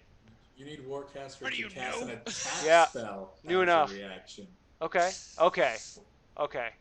So yes. So that'll be at 4th level because I'm out of 3rd level slots. That's jeez. I'm pretty sure that's basically. Cheese. Just cheese. Straight cheese. I think that is just straight cheese. I think that.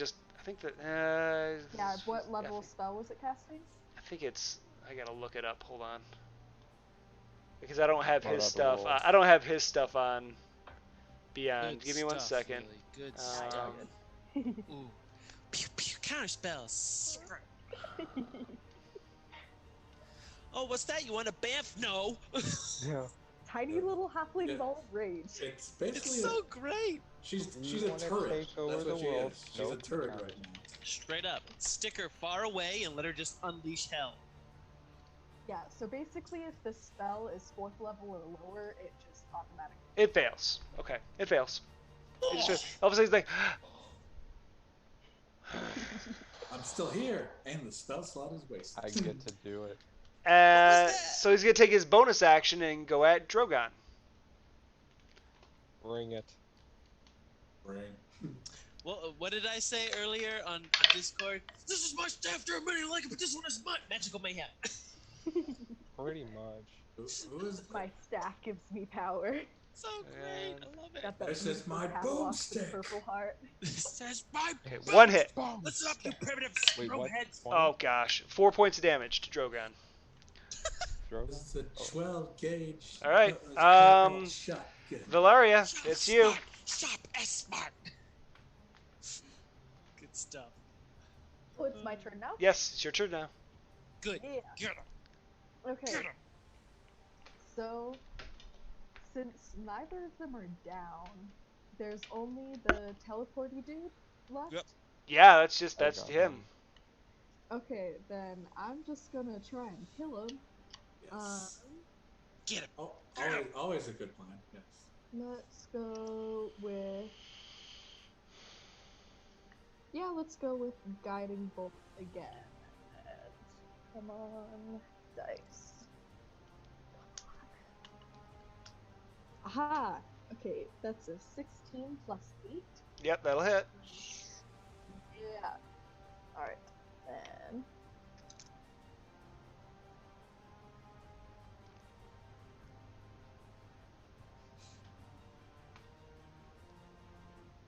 That is 16 radiant damage. Ooh, he's tingly. He didn't like that. He's still standing. Okay, and then with my... He's still standing.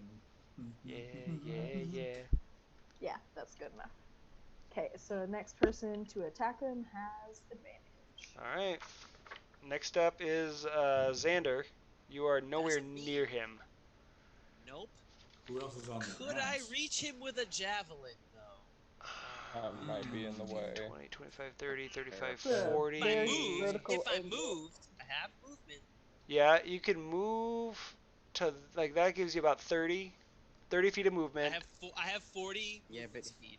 can he get around? Oh, you can climb that up the angle? thing. It's like 5, 10, Yeah, but we don't want to hit 15, Drogon. 20. You can get, like, there. Yeah, and the fact that it's like Drogon an waving angle. goodbye to existence. Yeah. Drogon is a giant shell in front of the dude. That's about where you He's could not- get with your movement climbing up this to get up here. Okay. You could dash to get up here and then probably have something at him next time. If he's still there. But he's within 30 feet. Is he within 30 feet currently or no? Yeah, 5, 10, 15, 20, 25. It's close, but he's also up probably about 5 or 10 feet. So Hold on. he's like 30 feet away, but then like 10 feet up. Hold on. Let me Yeah, double gotta check. do the Let me double check. angles. Yeah, that's like, Check, what is the double angle check. of? The good news is where- that the smites I use were only first level. I still have my second smite level smites left. So javelin's 30 feet. So if I took it at advantage, since he's a target at advantage, but if he's technically beyond that, which would be disadvantage, would it be regular? Right roll. Straight roll. Straight roll? Straight roll. Okay. But know that if you roll a 1, there's a chance you're hitting Drogon. Sure. Sure. Oof. I'm No raging. whammies. No And whammies. can I go reckless and still get advantage? No. Damn it. That's fair. Oh But I'm god. still raging. I'm not thinking about. Sure. No, yeah. You just want to pin him to the But wall. spear- Yeah, no. So I'm gonna put my sword away. Flame tongue goes away, Okay. and I will pull out a javelin and chuck it. Okay. think that's your last javelin. Nope, I have Magic javelins. I have 4 left. Oh, I had wow. 8. I'm Oh, wow. 4. That is a 7 on the die. I only have 5 javelins.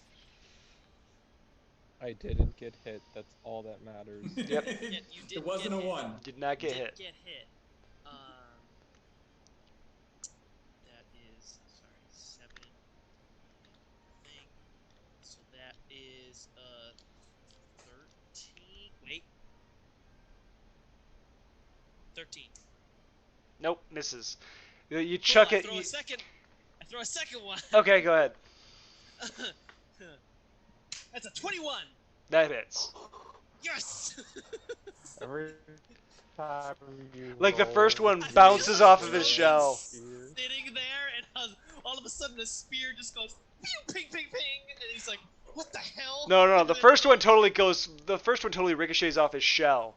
It like comes down and like pink. He's like, what? What the heck? Where javelin damage is -2 of those. 1d6. All of a sudden, Xander's like, okay. So that's 4 on the die, plus 4 plus 2 because I'm raging. That's 10. 10? damage. All right. Javelin goes flying through the air, goes straight over the turtle's head this time, and goes right into him. Steps back a bit, curses, pulls it out, and chucks it to the floor. Good. I'm still raging. I'm so happy. All right, Revy. 5, 10, 15, 20.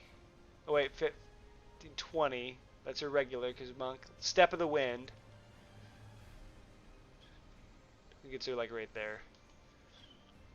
Oh, no, Step of the Wind gets another 40. So she's in. Yes. Monks are nuts. Ugh. Step of Monks the are real wind. badass. Oh, 1. No. Pop. Natural 20. Nice. 1. What? 121. But I rolled a 6. So 12 plus. What is it? Just plus 5, I believe. So 17 points of damage. Alright. Man, this guy's going to be pissed in the morning. Alright, Hammer. Okay. Okay, I'm on the ground. Yep. I'm not going to be able to get up unless I use Misty Step again, so I'm probably going to avoid that. Who's on the ground that I can go up and hit? There are no more bad guys. The guy up in the It's literally parapet just is the guy only up one there. left. Yeah. Oh, he's the only one left? That's the commander. Yeah. Misty step that shit. Oh, yeah, so I'm going to go and move it and Misty Step the rest of the way. Right across from Remy, yes. Alright. Ooh, flanking. Ugh. Yes, and we're going to see what we get.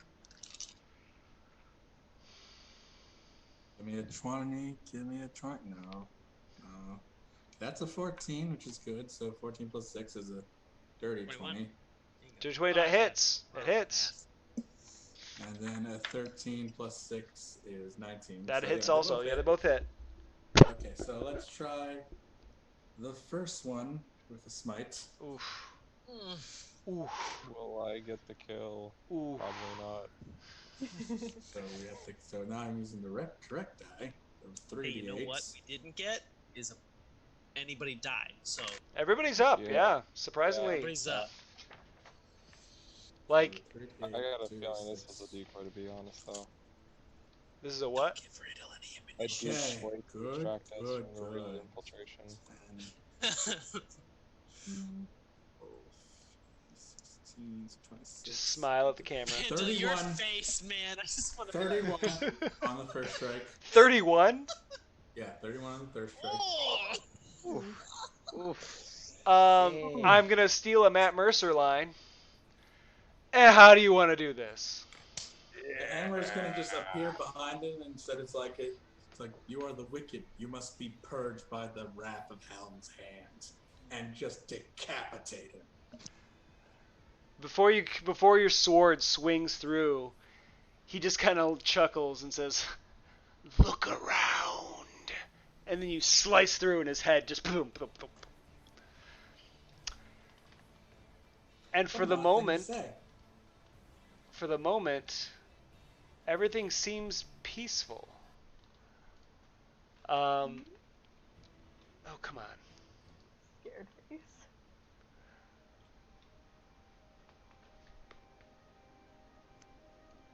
The battle has ceased. The fires that were caused by the fireballs and the firewalls and everything slowly burned down to nothing.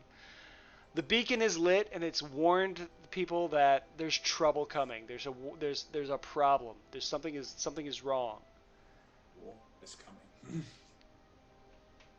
The problem is, as you look around, you see like fires at Foralhost. Oh no. At Fort Sharem. Oh no. Okay, I have a question. Like, how big is the scale? Like, how many miles These is it? these are the That's only like two 10 that you miles, see. right? These are the only two that you can see. But all of a sudden, you hear this shrieking noise. Wah! Wah! Wah! Wah! It's coming from the commander.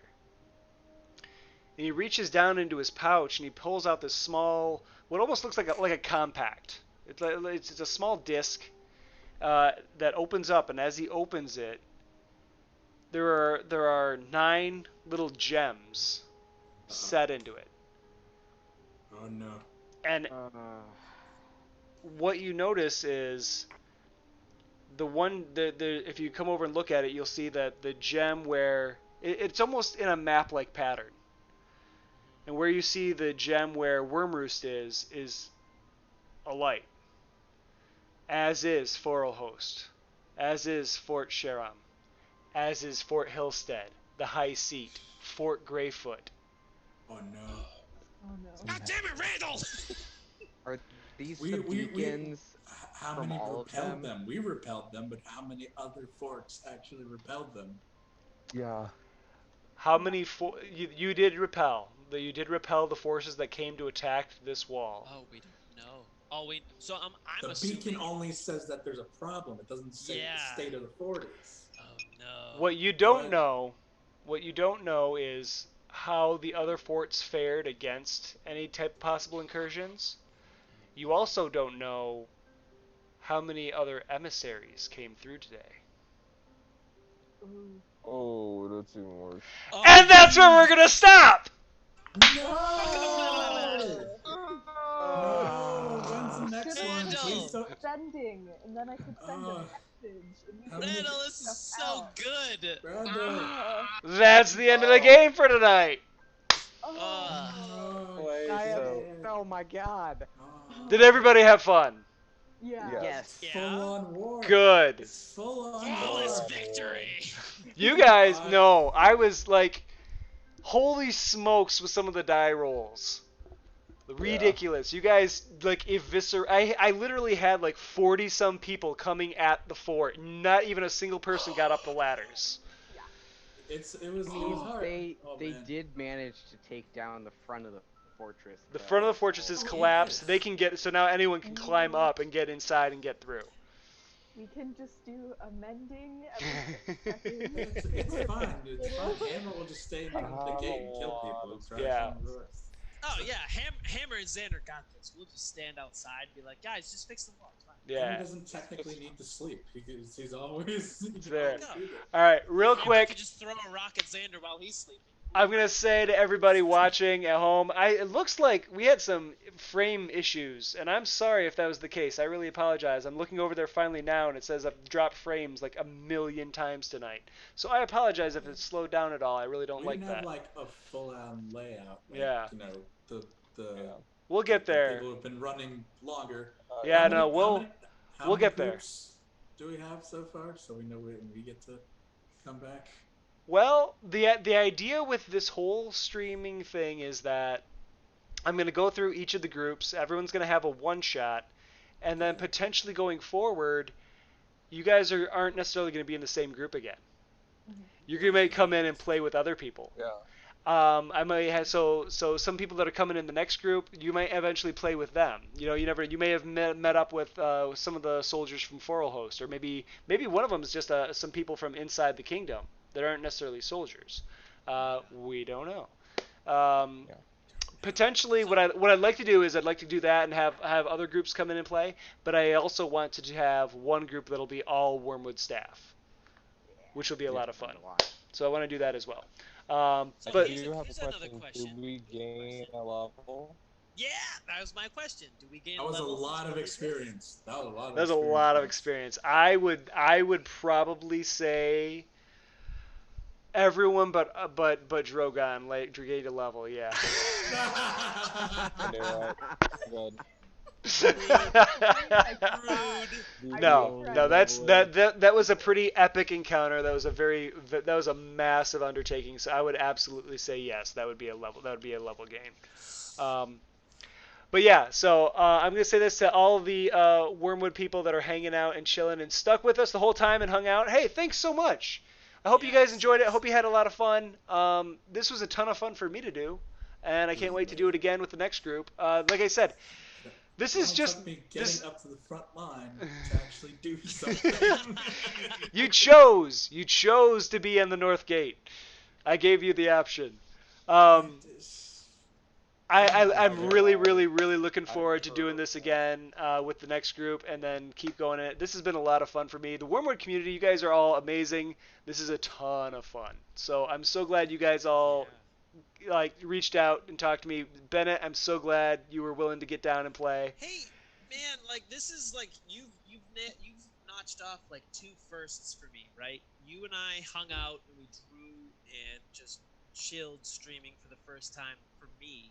And now we hung out again, and I got to play and hang out with a bunch of really cool wormlings, and I had a blast playing D&D live again for the first time, playing Awesome. Barbarian for the first time. Nice. You guys have been making my experience in the community just a thrill, and Fantastic. I'm super happy, and I had so much fun. Love you, Bennett. All right. I finally got to use all these dice.